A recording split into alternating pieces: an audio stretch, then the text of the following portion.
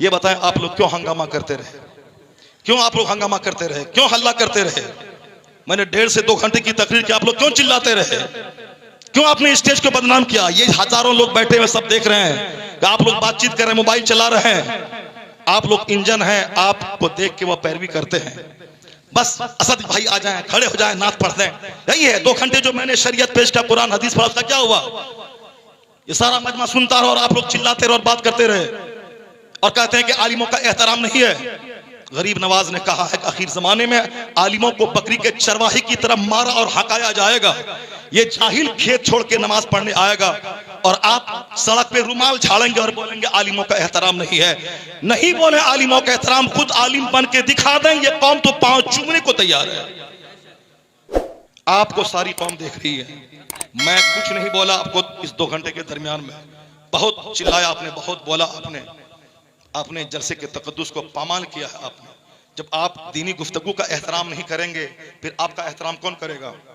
आप भी नात पढ़ने वाले को आप तरजीह देंगे, ये हदीस कुरान से ज्यादा ये कीमती आदमी है, तो फिर हदीस और कुरान बोलने वाला कोई नहीं रह जाएगा। फिर वही झाल बजाने वाला सब रहेगा। सब लोगों बोलेंगे कि जब गाना ही नात ही सुनना है तो नात बगैर कव्वाली के, बगैर मजामिर के क्यों सुने? वो मजामिर लाएगा और आपको भगा देगा। कव्वाली यहाँ होगी, कुछ दिन के बाद कव्वाली हटा दी जाएगी और बंबई से नाचने वाली लड़की आएगी, बोलेगा आप कव्वाली में मजा नहीं रहा, लड़की आएगी तब। इसीलिए उन दिनों से रोकने के लिए नात खानी 10% हो, 90% कुरान हदीस की बात होनी चाहिए।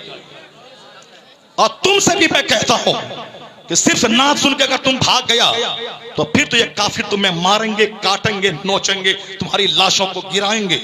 यही इस्लाम सिखाता है कि गाना गाएं। अगर तुम नात सुनने के बाद भागेगा, नात सुनना जरूरी नहीं है, कुरान सुनना जरूरी है, हदीस सुनना जरूरी है, बुजुर्गों की बात सुनना जरूरी है। और जो जरूरी है उसको बोलेगा जल्दी से खत्म करें, जल्दी से असद भाई को लाएं, जल्दी से नात सुने, फिर वो होगा। यहाँ तकरीर नहीं होगी, बंबई से रंडी आएगी और नाचेगी, वो काम हो जाएगा। इसलिए बर वक्त उसको रोकना होगा, बंद करना होगा। पीलीभीत इलाके में यहाँ उर्स की मजलिस में शेख चिल्ली आया और वो तबला बजा के सिर्फ लतीफा सुना के हंसाता रहा। मैंने कहा इसके जिम्मेदार वो कॉमेडी बोलने वाला मौलवी है। जब तुम कॉमेडी बोलेगा तो पब्लिक तो बोलेगी तुझसे अच्छी कॉमेडी तो शेख चिल्ली करता है, इसीलिए शेख चिल्ली को बुलाया। जब तुम कुरान हदीस बोलेगा तो शेख चिल्ली नहीं आएंगे, कव्वाल नहीं आएंगे, पब्लिक भी सुनेगी। जो जरूरी है उसको जरूरी समझिए, जो गलत है उसको गलत समझिए। अल्लाह ताला जलसों का एहतराम करने जिसके अलावा कोई इबादत के लायक नहीं, उसने इस इंसान को पैदा किया है। और इंसान की पैदाइश की तारीख भी बड़ी अजीब है। यह इंसान मिट्टी का पुतला है, यह इंसान पानी का एक कतरा है, यह इंसान मनी का एक कतरा है जिससे यह इंसान पैदा हुआ है। इंसान की तारीख बड़ी कमजोर है चूंकि इंसान एक नापाक कतरे से पैदा हुआ है। अल्लाह रब्बुल इज्जत को मालूम है कि इस इंसान इस जमीन में क्या क्या गुल खिलाएगा। जब अल्लाह ने सबसे पहले फरिश्तों को पैदा किया है, इंसान से पहले अल्लाह ने जिन्नात को पैदा किया है। फरिश्ते नूर से पैदा हुए हैं, जिन्नात आग से पैदा हुए हैं। उन जिन्नात और फरिश्तों की मौजूदगी में इस इंसान का पुतला जब तैयार होने लगा तो अल्लाह रब्बुल इज्जत ने कहा फरिश्तों से कि फरिश्तों, मैं इस जमीन में अपना नाइब, अपना खलीफा बनाने वाला हूं, बताओ तुम्हारी राय क्या है। फरिश्तों ने क्या कहा था? ऐसे इंसान को पैदा करेगा जो जमीन पे लड़ाइयाँ करेगा, जो जमीन पे खून रेजी करेगा।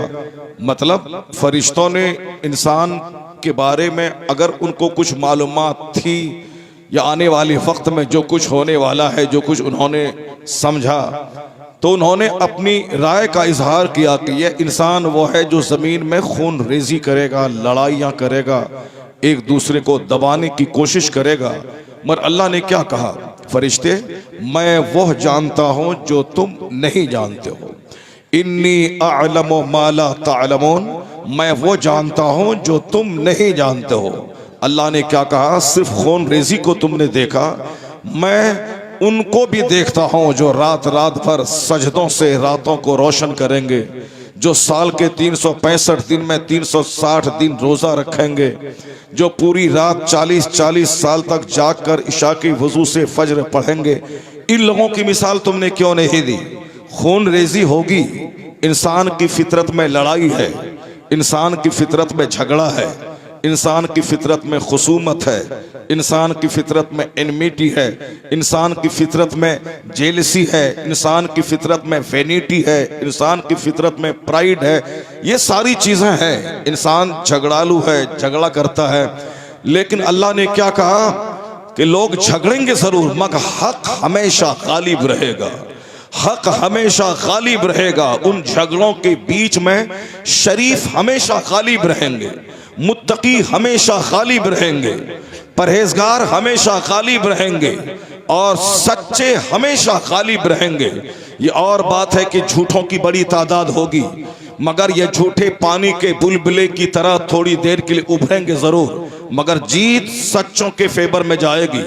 और हीरा हीरा होता है, चाहे पत्थर को 200 मंजिला मकान में लगा दिए जाए वह पत्थर ही कहलाता है।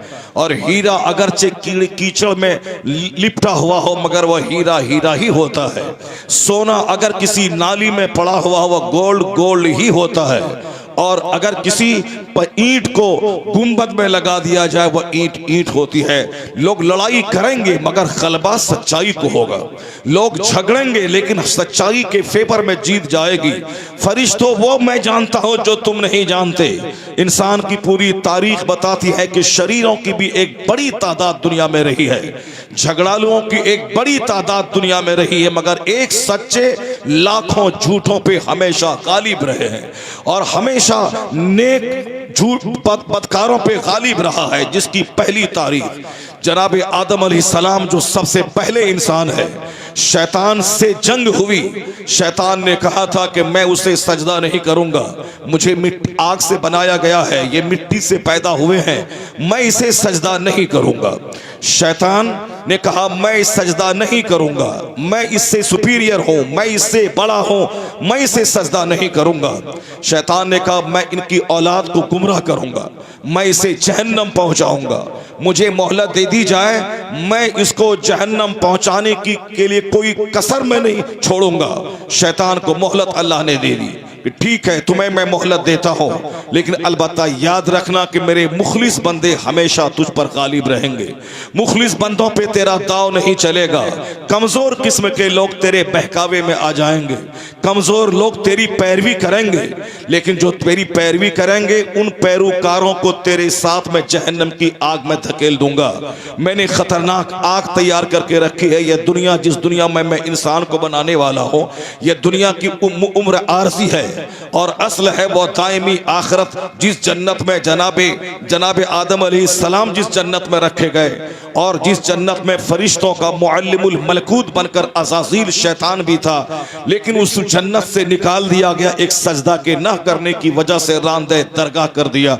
वो जन्नत जहां का एक दिन 50,000 साल के बराबर है, वो आलम आखिरत है। ये दुनिया की तारीख वही है कि दुनिया की उम्र एक दिन या आधे दिन इस दुनिया की उम्र है। क्या मतलब? दुनिया की उम्र है या तो 50,000 साल या 25,000 साल। ये इंसानी तारीख का दिन है। क़यामत का एक दिन, आलम आखिरत का एक दिन 50,000 साल के बराबर है। और वहां एक दिन नहीं, वहां तो दायमी दिन है, हमेशा हमेशा वो रहेगा। आखिरत हमेशा रहने वाली चीज है। यह दुनिया उसके मुकाबले में एक पानी का कतरा है, या एक दिन या आधा दिन। एक दिन से मुराद 50,000 साल और आधे दिन से मुराद 25,000 साल। तो इंसानी तारीख 25,000 साल की है। 25,000 साल अभी हुए नहीं है जनाब आदम अलैहिस्सलाम से लेकर अब तक, बमुश्किल तमाम 15,000 साल हुए हैं। और जो दुनिया के हालात बता रहे हैं, इसके हिसाब से कहा जा सकता है कि अब दुनिया की उम्र बहुत मुख्तसर बाकी रह गई है।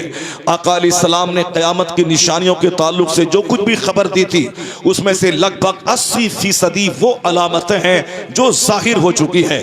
हुजूर ने कहा था, जनाब जिब्राइल अमीन ने जब पूछा था कि आप मुझे क़यामत की निशानियों अलामतों के बारे में खबर बताएं कि क़यामत आने से पहले कौन कौन सी निशानियां दुनिया में जाहिर होंगी, जिसको देखने के बाद मैं यह जान लूं कि अब दुनिया का विनाश होने वाला है, अब यह दुनिया अपने अंजाम को पहुंचने वाली है। सरकार ने कहा था उन निशानियों में एक निशानी है कि अंतलदल अमतो रब्बतहा, यानी बांदियां अपने मालिक को जन्म देंगी। इस कदर कसरत से जिनाकारी होगी कि लौंडियां अपने मालिक को जन्म देंगी, यानी नौकरानियों के साथ कसरत से जिना होगा और वह हामिला होंगी और वह अपने मालिक के बच्चे को जन्म देंगी। नाजायज औलाद में, नाजायज बच्चों की तादाद में बेतहाशा इजाफा होगा। इस हदीस पाक का एक दूसरा मफहूम यह है, आका ने कहा कि नाफरमान औलाद ज्यादा पैदा होंगी, यानी वह माँ जो काबिल एहतराम है, जिस माँ के सामने आंख निकाल के बच्चों को नहीं बोलना था, बच्चे इतने नाफरमान हो जाएंगे कि माँ को अपनी नौकरानी समझेंगे और अगर 2 पैसा देंगे भी तो उसको 2 4 10 बात कहेंगे और ऐसा जैसे उसके सामने ये माँ डरी और सहमी सी रहेगी। इन बच्चों के रहमो करम पे ये जिंदा रह रही है, जबकि माँ के पेट से पैदा होने वाला बच्चा, उसे माँ से आंखें नहीं मिलानी चाहिए।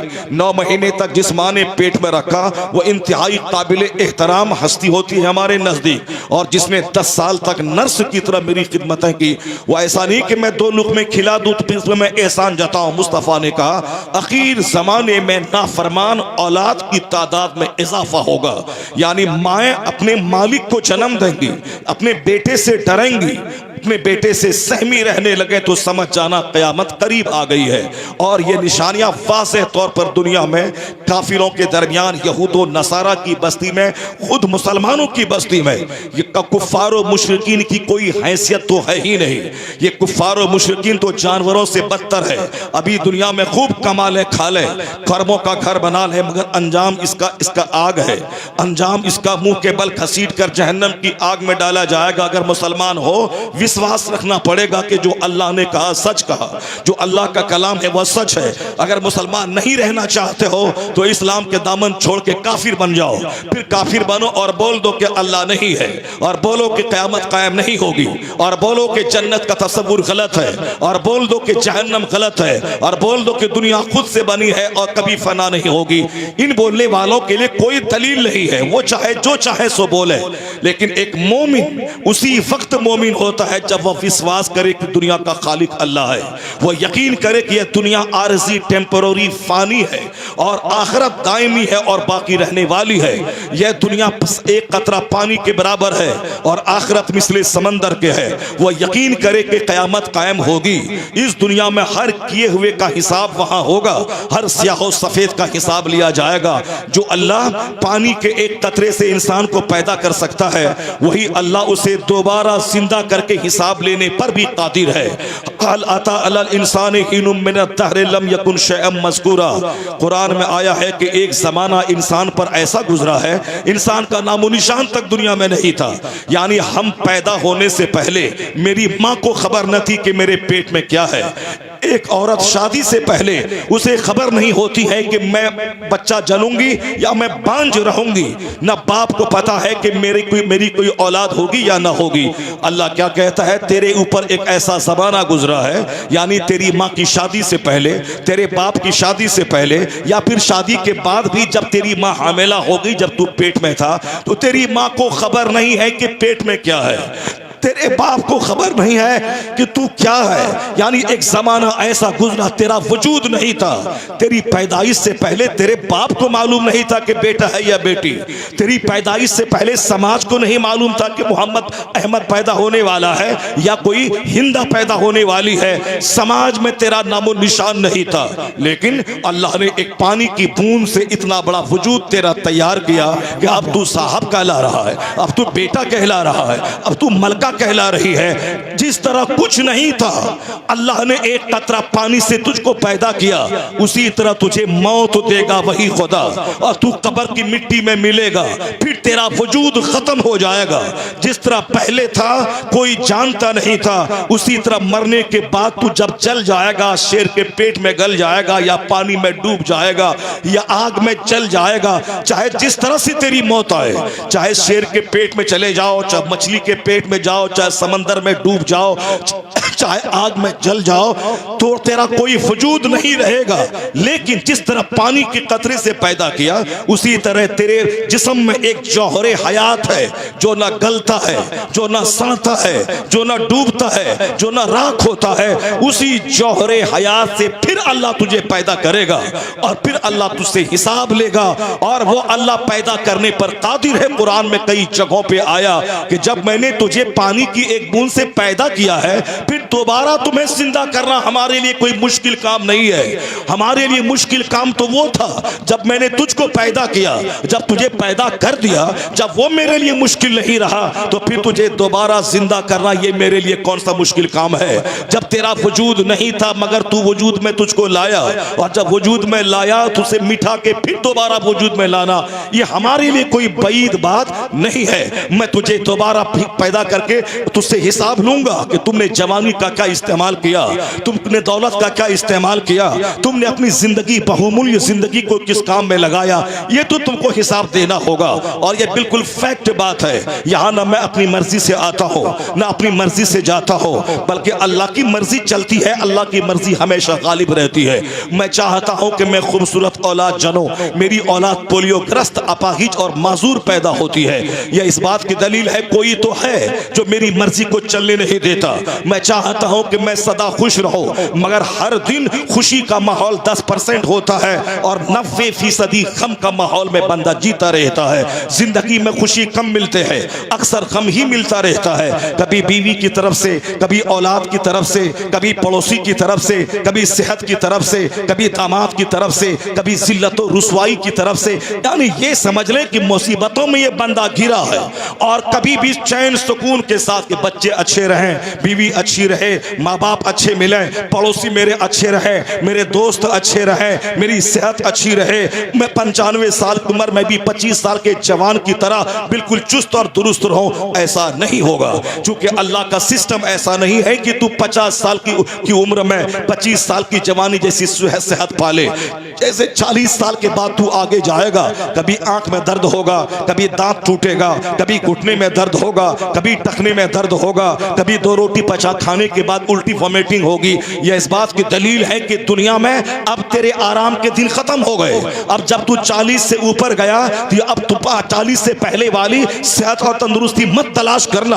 तो सेहत की तरफ से हम 24 घंटे लाहक है। अभी मैं जिंदा हूं, 2 मिनट के बाद मेरी मौत का ऐलान होगा। यहाँ हमेशा मौत का खतरा, बीमारी का खतरा, औलाद की नाफरमानी का खतरा, मौसम की खराबी का खतरा, 24 घंटे यहाँ पॉसिबल इम्पॉसिबल होता रहता है और इम्पॉसिबल पॉसिबल होता रहता है। ये हालात बताते हैं कि दुनिया का कोई संचालक है, दुनिया का कोई चलाने वाला है, दुनिया का कोई खालिक और मालिक है। यह इस बात की दलील है कि दूसरे मज़ाहिब में जो लोग नास्तिक है, जहाँ खुदा का इनकार करते हैं या खुदा को मानते भी है तो चुचंदर बंदर सबको खुदा कहते हैं, तो उस तसव्वुर का कोई, उसमें कोई सच्चाई नहीं है। सच्चाई यही है कि कायनात का खालिक है और वह खालिक एक है, और वह खालिक न कोई पेड़ हो सकता है, न कोई दरख्त हो सकता है, न खुदा इस दुनिया का कोई बंदर हो सकता है, न छुछंदर हो सकता है, न गाय हो सकती है, न बैल हो सकता है, न सूरज हो सकता है, न चांद हो सकता है,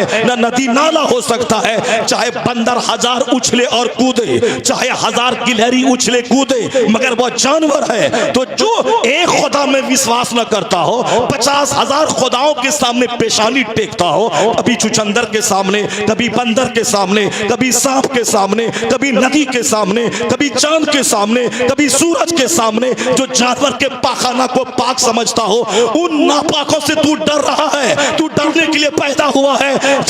गिलहरी को खुदा कहने वाला, बंदर को खुदा कहने वाला, चुचंदर को खुदा कहने वाला, ये तो चुचंदर से ज्यादा सलील है, ये तो बंदर से ज्यादा सलील है, ये तो जानवर से ज्यादा सलील है।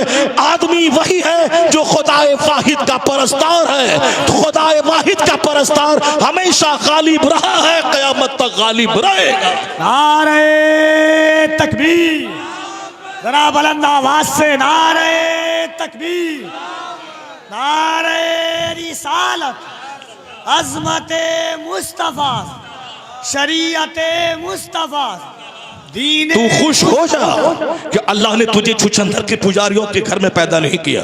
तू अल्लाह का एहसान मान कि अल्लाह ने तुझे जानवर के पुजारियों में नहीं पैदा किया। अल्लाह ने तुझे यहूदी घर में नहीं पैदा किया। अल्लाह ने तुझे नसरानी घर में नहीं पैदा किया। अल्लाह ने तुझे जानवर के पाखाना को पाक समझने वाला नहीं पैदा किया। अल्लाह ने तुझे वो मजहब दिया है जिस मजहब में अल्लाह पाक, रसूल पाक, खुदा पाक, कुरान पाक, नमाज पढ़ने के लिए पाकी जरूरी है, गुस्ल करना हमारे मजहब में, वुजू करना हमारे मजहब में, पाक कपड़ा हो, पाक जगह हो, पाक बदन हो, सिर्फ पाक की प्योरिटी वाला मजहब इस्लाम, तकद्दुस वाला मजहब इस्लाम। नापाक और पाक में जब जंग होगी, चाहे नापाकी हजार उछले कूदे, वो नापाक ही रहेगा, और ये पाक चाहे तब क्यों ना जाए हमेशा गालिब ही रहेगा। इसलिए एक कौम मुस्लिम, तुम्हें इन हालात में इन नापाकों से डरने की कोई जरूरत नहीं है। जो सारी जिंदगी एक दिन भी पाक न रहा हो, जो एक छोटे से लोटा में पानी लेकर अपने जिस्म को मल लेता हो, जो कभी पाक न हो, तो ये नापाक तुझे क्या डरा पाएगा। ये नापाक को नाचने दे, इसे कूदने दे, इसे उछलने दे, इसे गाने दे। नाचने वाला कहीं गालिब आता है, कूदने वाला कहीं गालिब आता है, चुचंदर कहीं गालिब आता है। गालिब शरीफ आता है, गालिब सच्चा आता है। इसलिए तू सच्चा है, तू हमेशा गालिब रहेगा। तू पाक है, हमेशा गालिब रहेगा। नाचने वाला कभी गालिब नहीं रहा, नाचने वाला सलील होता है। सजदा करने वाला हमेशा गालिब रहा है, हमेशा गालिब रहेगा। वाह वाह वाह। अल्लाह का एहसान है कि अल्लाह ने मुझको यहूदी नहीं बनाया। अल्लाह का एहसान है कि अल्लाह ने हमें नसरानी नहीं बनाया। हम अमेरिका के खरबपति घर में पैदा हो गए होते, सोने का महल मेरा होता, मैं सोने की बुत को मैं सजदा करता। उससे खरबों गुना बेहतर है कि अल्लाह रब्बुल इज्जत ने हमें गरीब घर में पैदा किया है। अल्लाह रब्बुल इज्जत ने हमें कलमा पढ़ने वाले घर में पैदा किया है। अल्लाह का एहसान है। कभी चेहरे पे मायूसियत न रहे, कभी चेहरे पे शिकन रहे। क्या तू चाहता है कि तू काफिर घर में पैदा हो, अरबों में खेले, और अब तू दुनिया में वक्ती तौर पर चंद दिन गुजार ले, फिर जाके खरमों साल जहन्नम की आग में जले। जब ये नहीं चाहता है तो गरीबी पे सब्र कर, अपनी गुर्बत पे सब्र कर, अपनी फकीरी पे सब्र कर, अपनी इस कसब पुरसी पे सब्र कर। अल्लाह ने कहा है तू यहाँ सब्र कर, जन्नत की सारी बहारें मैं तुझ पे कुर्बान कर दूंगा। वाह वाह वाह वाह। दुनिया में तू सब्र कर, अंजाम अंततः कामयाबी तेरे लिए है, अंततः बुलंदी तेरे लिए है। पूरी तारीख बताती है। अल्लाह ने कुरान शरीफ में जगह ब जगह कहा है। तुम्हें अपनी पैदाइश पे गौर करना चाहिए। वो अल्लाह है जिसने तुझे एक कूदते हुए, जंप करते हुए पानी के कतरे से पैदा किया है। फलयंजुरिल इंसानु मिम्मा खुलिका मिन माइन दाफिक यखरुजु मिन बैनि सुल्बि वत तराइब इन्नहु अला रजइही लकादिर। ये इस्लाम का बेसिक फार्मूला है कि क़यामत पर यकीन लाना, आखिरत पर यकीन लाना। असल राहत वहां की है, असल नेमत वहां की है, असल जिंदगी का मजा, असल मजा वहां का है। और इसी को मुस्तफ़ा ने हमेशा अपने घर में, अपने सहाबा के दरमियान, अपनी अज़वाज मुतहरात के दरमियान हमेशा ही कहते थे, अल्लाहुम्मा ला ऐशा इल्ला ऐशुल आखिरा। इलाही, आराम नहीं है मगर आखिरत का आराम। जिसकी नजर आखिरत पे है उसको दुनिया के तमाशों से वो घबराता नहीं है, ये नाचने कूदने से घबराता नहीं है। मेरा कुरान कहता है अगर तू तकवा के साथ जिंदगी बसर तुमने किया और तुमने अपनी जिम्मेदारी को निभाया कि मैं यहाँ पैदा हुआ हूँ खुदा की इबादत के लिए, मुझे मरने के बाद हिसाब किताब वहां देना है, और इस पर विश्वास नहीं करेगा तो काफिर जाओ, जैसे जीना है जी ले। अगर मोमिन है, मेरे महबूब की का तू पैरोकार है, तो विश्वास करना होगा दुनिया आरजी है, आखिरत बाकी है, और यहाँ के पल पल का हिसाब तुझे मरने के बाद देना होगा। और अगर तुमने तकवा और सब्र के साथ जिंदगी गुजारी तो दुनिया में भी इज्जत तुम्हारे लिए है, यहाँ हुकूमत तुम्हारे लिए है, सल्तनत तुम्हारे लिए है, और मर गया तो मुस्तफा की शफाअत तुम्हारे लिए है, जन्नत तुम्हारे लिए है। दोनों जहान की भलाई मुस्तफा की गुलामी में अल्लाह ने पोशीदा फरमा दिया है। इसलिए कुरान पाक के अक्सर औरात में आया है, कभी आसमान पे गौर कर, बगैर खंबे के पैदा कैसे हुआ है। इस जमीन पे गौर कर, समंदर पे जमीन कैसे टिकी है। कभी पहाड़ पे गौर कर, ये पहाड़ खंबा बनकर जमीन को कैसे रोके हुआ है। कभी मौसम पे गौर कर, रात और दिन की तब्दीली पे गौर कर। ये सारा सिस्टम बता रहा है कि अल्लाह का निज़ाम बड़ा स्टेबल है, अल्लाह का निज़ाम बड़ा खूबसूरत है। चाहे आदमी ये बोले कि रात ही रहेगी, इनके बोलने से क्या होने वाला है, दिन तो निकल के रहेगा। चाहे इंसान बोले कि मौसम सर्द ही रहेगा, इनके बोलने से क्या होता है, मगर गर्मी का मौसम आके रहेगा, चांद निकल के रहेगा, सूरज डूब के रहेगा, दिन रात में तब्दील हो के रहेगा, रात दिन में बदल कर रहेगी। ये सारा सिस्टम बता रहा है कि दुनिया का सारा काम सुनियोजित ढंग से चल रहा है। और उसी कुदरत के सिस्टम में से एक सिस्टम यह है कि ये इंसान अशरफुल मखलूकात है, और ये इंसान अगर अल्लाह पर ईमान लाया और अल्लाह के बताए हुए मार्ग पे चला तो भले ही वक्ती तौर पर थोड़ी सी रुसवाई यहाँ हो जाए, पर दायमी इज्जत तो इसी के फेवर में है। दायमी जन्नत का मालिक तो यही होगा, इसे दायमी जन्नत में पनाह दी जाएगी। तो अल्लाह रब्बुल इज्जत ने इस सिस्टम को समझाने के लिए अपने महबूब को भेजा है। तुम्हें अगर कायनात का खालिक समझना है, मेरे मुस्तफ़ा को देख ले। अगर तुझे दुनिया का निज़ाम क्या है, मुस्तफ़ा के फरमान को सुन ले।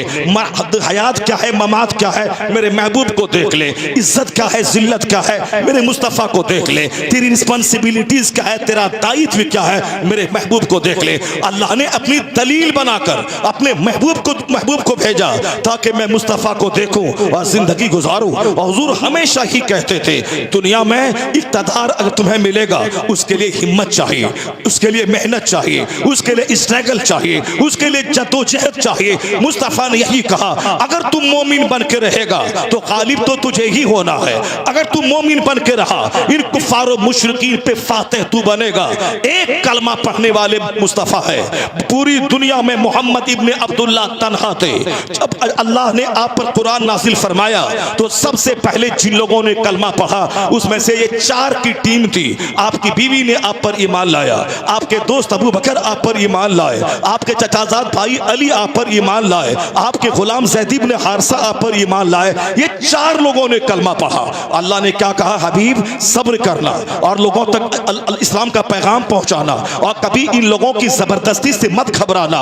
ये इसकी बदअमनी पे तनकीद करेगा, ये काफिर मतलाएंगे, ये काफिर तुझ पर हमला करेंगे, ये जंग करेंगे, ये कलमा पढ़ने वाले को मारेंगे, जिहाद का कलमा पढ़ने वाले को मारेंगे।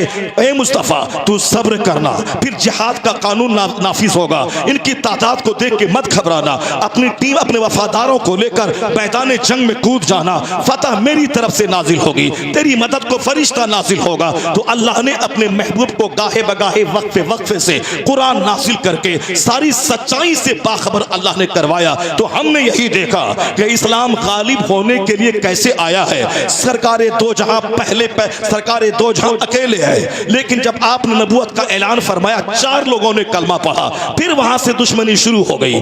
3 साल के अंदर में 40 लोगों ने कलमा पढ़ा। 3 साल का तवील अरसा होता है, उस तवील मुद्दत में 40 लोगों ने कलमा पढ़ा। जब लोगों को खबर हुई कि 40 लोग ईमान ले आ चुके हैं, ये हमारे बुतों को बुरा कहते हैं, ये नजरिया आखिरत पेश कर रहे हैं, ये अल्लाह वाहिद का नजरिया पेश कर रहे हैं, हमने जो 360 बुतों के सामने सजदा किया है, खाने काबा में रख दिया है, इसकी मुखालफत ये कर रहे हैं। उन लोगों ने कहा इस नए मजहब का खात्मा कर देंगे। अगर कोई मोहम्मद इब्ने अब्दुल्लाह का कलमा पढ़ा, हम उसे जीने नहीं देंगे। दुश्मनी शुरू हो गई वहीं से। जिस दिन मुस्तफ़ा ने कहा कि दुनिया का खुदा अल्लाह है, मैं अल्लाह का पैगंबर बन के आया हूँ, जिस तरह मैं कोहे सफा पर खड़ा हूँ, तेरे आगे के मंजर को देख रहा हूँ और पीछे भी देख रहा हूँ, उसी तरह अगर मैं तुझसे ये कह दूं कि एक फौज हमला आवर होने वाली है, क्या तुम यकीन कर लोगे? मक्का के सारे लोगों ने कहा मा जर्रबना अलैका इल्ला सिद्का, हमने सिवाय सच के आपकी जबान से आज तक कुछ नहीं सुना। अगर आप कहेंगे कि एक फौज हमला आवर होने वाली है, हम सब यकीन कर लेंगे। तो हुजूर ने कहा जिस तरह मैं ऊंचाई पे खड़ा होकर तुझे भी देख रहा हूं और पीछे भी देख रहा हूं और तुम मेरी बात यकीन कर लेगा, तो अब को देख रहा हूं, मैं तुझे अल्लाह के अजाब से डराता हूं, मैं तुझे जहन्नम की आग से डराता हूं। इस दुनिया के बाद जो दूसरी दुनिया का आगाज होगा वहां की खतरनाक मुसीबत से डराता हूं। लोगों ने कहा कर ये क्या बातें ये कह रहे हैं कि आखिरत क्या चीज है, जहन्नम क्या चीज है, जन्नत क्या चीज है, ये अजाब से डरा रहे हैं। आपके चचा अबू लहब उन्होंने बदज़बानी शुरू कर दी, मक्का के लोग मुंतशिर हो गए, मगर सरकार दो जहां तन्हा है और सारे लोग मुंतशिर हो गए। हुजूर ने तबलीग दीन नहीं छोड़ा। आका अलैहिस्सलाम पे हुक्म था कि आपको तबलीग करते रहना है, हालात चाहे जैसे भी नासाजगार हो, अल्लाह आपके साथ है, सच्चाई आपके साथ है, आपको तबलीग करते रहना है। कोई दूसरा शख्स होता अपनी इस रुसवाई को बर्दाश्त नहीं कर पाता। 40 साल की जिंदगी जिस समाज में मुस्तफा ने इज्जत और आबरू के साथ गुजारी थी कि लोग उसे अमीन कहते थे, लोग सादिकुल वाद कहते थे, दुनिया के सच्चे सबसे सच्चे मोहम्मद अरबी है, वादे के पक्के मोहम्मद अरबी है। यहां तक कि 3 दिन तक एक जगह खड़ा रहना पड़े, खड़े आप रहा। मक्के वालों को बताया वादा वफाई क्या चीज होती है। मुनाफिक में 4 आदतें बुरी होती है। जब वह वादा करता है तो वादा की मुखालफत करता है, जब वह बोलता है झूठ बोलता है। मुनाफिक के खालिस की 4 अलामत है। अरबाउम मन कुन्ना फीह काना मुनाफिकन खालिसा। हुजूर फरमाते हैं जिस आदमी में ये 4 आदत हो वह पक्का मुनाफिक है। अगर एक आदत है तो मुनाफिक की एक आदत है, अगर 2 आदत है मुनाफिक की 2 आदत है। मुनाफिक का मतलब जबान पे कुछ है और दिल में कुछ है, जिसको आप अपने देहाती जबान में कह लें यह दुगलापनी, यानी जाहिर कुछ हो बातिन कुछ हो, अंदर कुछ हो बाहर कुछ हो, वो खतरनाक आदमी होता है। मुस्तफा कहते हैं जिसमें 4 क्वालिटी हो पक्का मुनाफिक है वो। इज़ा हद्दसा कज़ब, जब वह बात करे तो झूठ बोले, जब बंदा बात करे झूठ बोले, प्योर मुनाफिक है वो। इज़ा आहदा गदरा, जब वह वादा करे, when he makes a promise he breaks it, जब वह वादा किसी से करता है उसे तोड़ देता है। वादा ब्रेकिंग करना ये मुनाफिक की आदत होती है। जब वह बोलता है तो झूठ बोलता है। इज़ा खासमा फजरा, हुजूर कहते हैं मुनाफिक जब झगड़ा करता है तो झगड़े में गाली बकता है, सामने वाले आदमी को बुरा भला कह के उनको जलील और बेइज्जत करता है। तो लड़ाई झगड़े में दलील दे दी जाए, अगर कोई मेरी बात को नहीं मान रहा है, ऐसा नहीं कि मैं उसको गाली दे दूं। और आजकल 90% लोग इसी घटिया क्वालिटी के हैं। लड़ाई होती अपनी जगह होती है, फौरन गाली देता है। बड़े बड़े आलिमों से गलती हुई फौरन लोग गाली देने लगते हैं। ये मुनाफिक की अलामत है। इज़ा खासमा फजरा, जब वह झगड़ा करे तो गाली दे। When he args he abuse, यानी जब वह आर्ग करे, डिस्कस करे, डिबेट करे, बहस करे, किसी से बात करे तो गाली बके, इंसल्ट करे, उसकी तौहीन करे। मुनाफिक की 4 क्वालिटी हुई, यानी जब वह बोले तो झूठ बोले, जब वादा करे तो वादा खिलाफी करे, जब उसको कोई अमानत सुपुर्द की जाए उसमें खयानत करे। चाहे मस्जिद का पैसा हो, जलसे का पैसा हो, जलसे का पैसा जो जिस काम के लिए दिया है उसी काम में खर्चा किया जाए, और उसके अलावा अगर पैसा बच गया हो उसको दूसरे काम में लगाना है तो आदमी पूछ ले उन चंदा करने वालों से कि तुमने जलसा के लिए चंदा दिया था, पैसा 2 लाख बच गया है, अब उसे हम मस्जिद में लगाना चाहते हैं। चंदा देने वालों से पूछना होगा, बगैर उसकी मर्जी के अगर आपने लगा दिया ये गलत काम हुआ। इज़ा तुमीना खाना, मुनाफिक की अलामत है कि when he is trusted he is interested bye something, जब किसी चीज के जरिया उसको अमानत सौंपी जाए तो वह ब्रीच इट, वह उसके साथ खयानत करता है। यानी जब अमानत रखी जाए खयानत करता है। मस्जिद का मुतवल्ली बने, मदरसे का मैनेजर बने, गांव का जिम्मेदार बने, गांव का जिम्मेदार बने, किसी ट्रस्ट का ट्रस्टी बने, तो ट्रस्ट को बहाल रखना चाहिए। ट्रस्ट का माने विश्वास को बहाल रखना चाहिए। अभी हालात देख सकते हैं, कयामत की अलामतों में से एक अलामत यह भी है मुनाफिकों की तादाद बढ़ जाएगी, नाजायज औलाद की तादाद बढ़ जाएगी। ये कयामत की अलामतों में से है। लोग अपनी बीवी को तलाक दे देते हैं, फिर बेइज्जती के डर से झूठ बोल जाते हैं मैंने तलाक नहीं दिया है। जाहिर सी बात है जब किसी काजी के पास फतवा मसला आएगा और वहां कोई मुकर जाएगा तलाक देने वाला तो काजी तो बोलेगा तलाक नहीं हुई। अब वहां कोई गवाह नहीं रहेगा, काजी तो बोलेगा कि तलाक नहीं हुई, लेकिन अल्लाह के नजदीक तो तलाक हो गई। जब अल्लाह के नजदीक तलाक हो गई उसका निकाह टूट गया। जब निकाह टूट गया भले ही समाज वाला नहीं जाना, लेकिन अब तो वह बीवी उसके लिए अजनबी औरत की तरह है। उससे सोहबत करना ज़िनाए खालिस, उसके बाद जो बच्चा पैदा हो वह बिल्कुल नाजायज औलाद, और नाजायज औलाद की से भलाई की कोई उम्मीद नहीं है। जब समाज में मदरसे का अदब न रहे, मस्जिद का अदब न रहे, रहे, मौलाना का अदब ना रहे, जो दीन सिखाने वाला उसका एहतराम ना रहे, मुर्शिद का अदब ना रहे, जलसे का अदब ना रहे, बड़े बूढ़ों का अदब ना रहे, समझ जाए इसकी बुनियाद में खता है, इसकी असल में खता है। ये नाजायज औलाद की तादाद में इजाफा हो रहा है। बूढ़ों का मजाक उड़ाना, आलिमों का मजाक उड़ाना, जलसे का मजाक उड़ाना, मस्जिद मदरसे का मजाक उड़ाना, ये कुफारो मुशरिकीन तो अपने मंदिरों के सामने ढोल बजा रहे हैं, वहां नाच गा रहे हैं, मगर हमारे कुछ शरीर किस्म के बच्चे शादी ब्याह के मौके पर वो सारा आपा खो देते हैं और मस्जिदों के सामने ढोल बजाते हैं, मस्जिदों के सामने डीजे बजाते हैं, अजान के वक्त में डीजे बजाते हैं, जमात अंदर हो रही है मगर यहाँ डीजे बजाते हैं। अगर कोई बोले उससे लड़ जाते हैं, अगर कोई बोले हम कुछ भी करेंगे, तुम बोलने वाला कौन होता है। इस तरह के शरीरों की तादाद में इजाफा हो गया।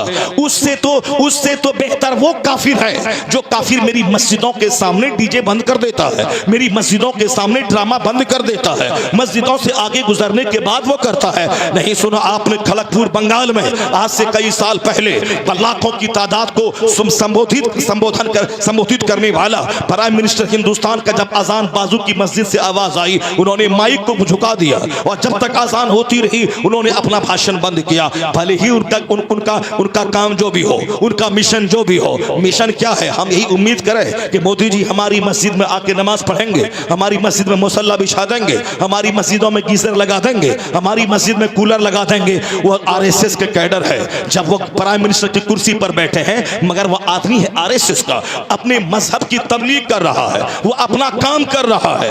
वो बता दिया कि जब मैं चाय बेचता था तो भी मैं एक पक्का हिंदू था, और जब मैं विधायक बना तो भी मैं पक्का हिंदू हूँ, और जब वह सांसद बना तो भी मैं पक्का हिंदू हूँ, और जब मैं प्राइम मिनिस्टर बना तो भी मैं पक्का हिंदू हूँ। वो जिस मजहब से बिलोंग करता है वो अपने मजहब का फॉलोवर, अपने मजहब का काम कर रहा है। जिस तरह वह पंडित जी विधायक था, वही गिरवा किस्म की लुंगी और गिरवा किस्म का हाफ कपड़ा पहनता था, लेकिन जब वह संसद भवन दिल्ली गया तो लिबास नहीं बदला, और जब वह मुख्यमंत्री की कुर्सी पर बैठा तो भी लिबास नहीं बदला। वो तो हमारा बेटा है। जब वह गरीब सड़क छाप रहता है, मौलाना के पास दिन रात रहता है और दुआएं लेता है, लेकिन जब वह थोड़ा सा किसी काबिल बन जाता है, उसी मौलाना की तौहीन करना, उसकी गिबत करना, उसकी बुराई करना इसका मशगला बन जाता है। जब तक गरीब है नेक लोगों से दोस्ती है, जहां पैसा आया डकैतों और चोरों से दोस्ती करना शुरू किया। पहले रहता था पंजाबी कुर्ता पहनता था, पायजामा पहनता था, लेकिन थोड़ा पैसा हुआ वो वार्ड का मेंबर बन गया, पार्षद बन गया, साहब वार्ड का मेंबर बना। अब उसकी बोली बदल गई, अब मस्जिदों के खिलाफ, मदरसों के खिलाफ, आलिमों के खिलाफ। अब जब विधायक बन गया उसका लिबास और बदल गया, उसकी बोली और बदल गई। अब उसके दोस्त शराबी, उसके दोस्त होंडा, उसके दोस्त लुच्चे लफंगे, अब वह डकैतों के साथ दोस्ती कर रहा है। अगर वह दिल्ली संसद भवन पहुंच जाए, अब 5 स्टार होटल में रहना, शराब पीना। मैंने बरेली शरीफ के उर्स रज़मी के मौके पर कहा था, आपको शिकायत है इस पंडित जी से, ये हमारे मदरसे के खिलाफ मुहिम चला रहा है, तो आप क्या उम्मीद करते हैं ये आरएसएस का लीडर ये आपके मदरसे में आके कालीन बिछा देगा, आपके बच्चों का कुरान शरीफ बांट देगा, आपके मदरसे में तनख्वाह बढ़ा देगा, आपके बच्चों की आके खिदमत करेगा।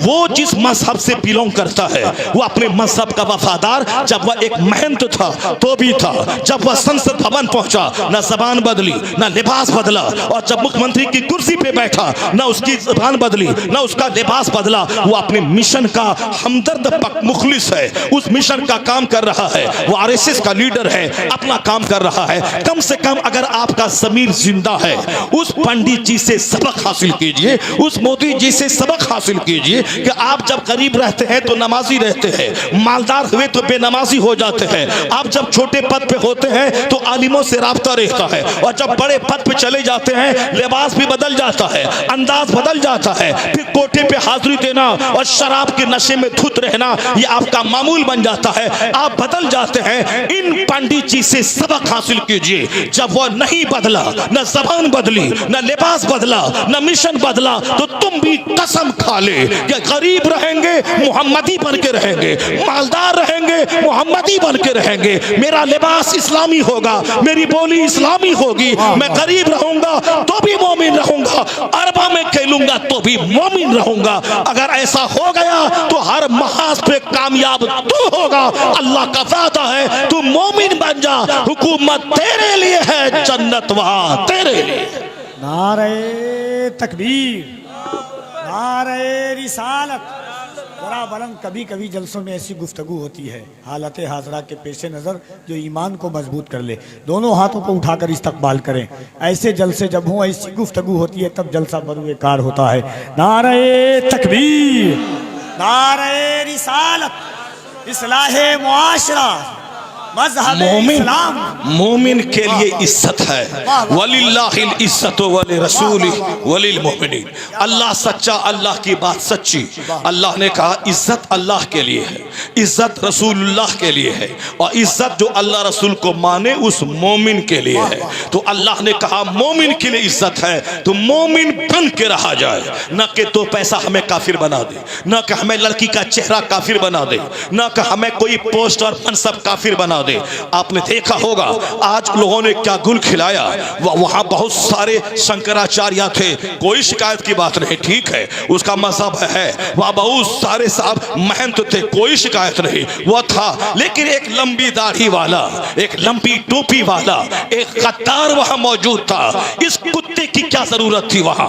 इसको अपने ईमान का सौदा करने की क्या जरूरत थी? उनके महंत थे, अपने मजहब का काम कर रहा था। इन गद्दारों की वजह से इस्लाम बदनाम होता है। इन खसीसों रजीलों की वजह से 40 करोड़ मुसलमानों का सर शर्म से झुक जाता है। इसलिए ए मोमिन, अपने बच्चों को इंजीनियर बाद में बनाना, डॉक्टर बाद में बनाना, अरबपति बाद में बनाना, पहले उसकी गुट्ठी में ईमान पिला दे। गरीब रहे तो मोमिन बन के रहे, न कोई पद, न कोई मनसब, न कोई दौलत, न कोई नौकरी, न कोई लड़की, न कोई लड़का उसके ईमान को चुरा पाए। जब कोई लड़की हमारे लड़के को दावत दे जिना का, ये बोले इन्नी अखाफुल्लाह, मैं अल्लाह से डरता हूँ, और जब मेरी बेटी को कोई ऊंचे पद पर मनोनीत कोई शख्स उसे जिनाकारी की दावत दे, या बोले मैं जिंदगी भर कुंवारी रह जाऊंगी, ईमान का सौदा नहीं करूंगी, ये बात उस वक्त होगी जबकि घर में फिल्म की बातें ना हो, जबकि व्हाट्सएप पे 24 घंटे मेरे ना गुजरे, जब घर में कुरान पढ़ा जाए, जब घर में हदीस पढ़ा जाए, आलिमों का चर्चा हो, इतना ईमान स्ट्रांग होगा कि वह एक मोमिन डॉक्टर रहेगा, मोमिन सांसद रहेगा, मोमिन विधायक रहेगा, डीएम बाद में रहेगा, मुस्तफा का गुलाम पहले रहेगा। ये क्वालिटी उस वक्त पैदा होगी जब आप उसकी घुट्टी में इस्लाम पिलाए होंगे, जब उनके सामने इस्लाम का चर्चा किए होंगे, जब उनके सामने सरकार दो जहां की हदीस, उनके इरशादात आप बताए होंगे। सिर्फ एक शिकवा है, एक शिकायत है कि हम मोमिन 200 करोड़ दुनिया की दुनिया में है, फिर ये बेइज्जती क्यों है, ये रुसवाई क्यों है, ये हालात ऐसे क्यों पैदा हो गए, हम जलील क्यों हो गए, कुरान करीम को हमने पढ़ना छोड़ा। इसलिए इस तरह के वसवासात मेरे दिमाग में आने लगे, इस तरह के हमने देखना शुरू किया। वो दिन देखा है जिस दिन मुस्तफा को लोगों ने गालियां दी, सरकार पे पत्थरों की बारिश कर दी। किस पर? जो हाथ का इशारा कर दें तो डूबा सूरज पलट आए, जो इशारा कर दें तो चांद के 2 टुकड़े हो जाए, जो इशारा कर दें तो पत्थर कलमा पढ़े।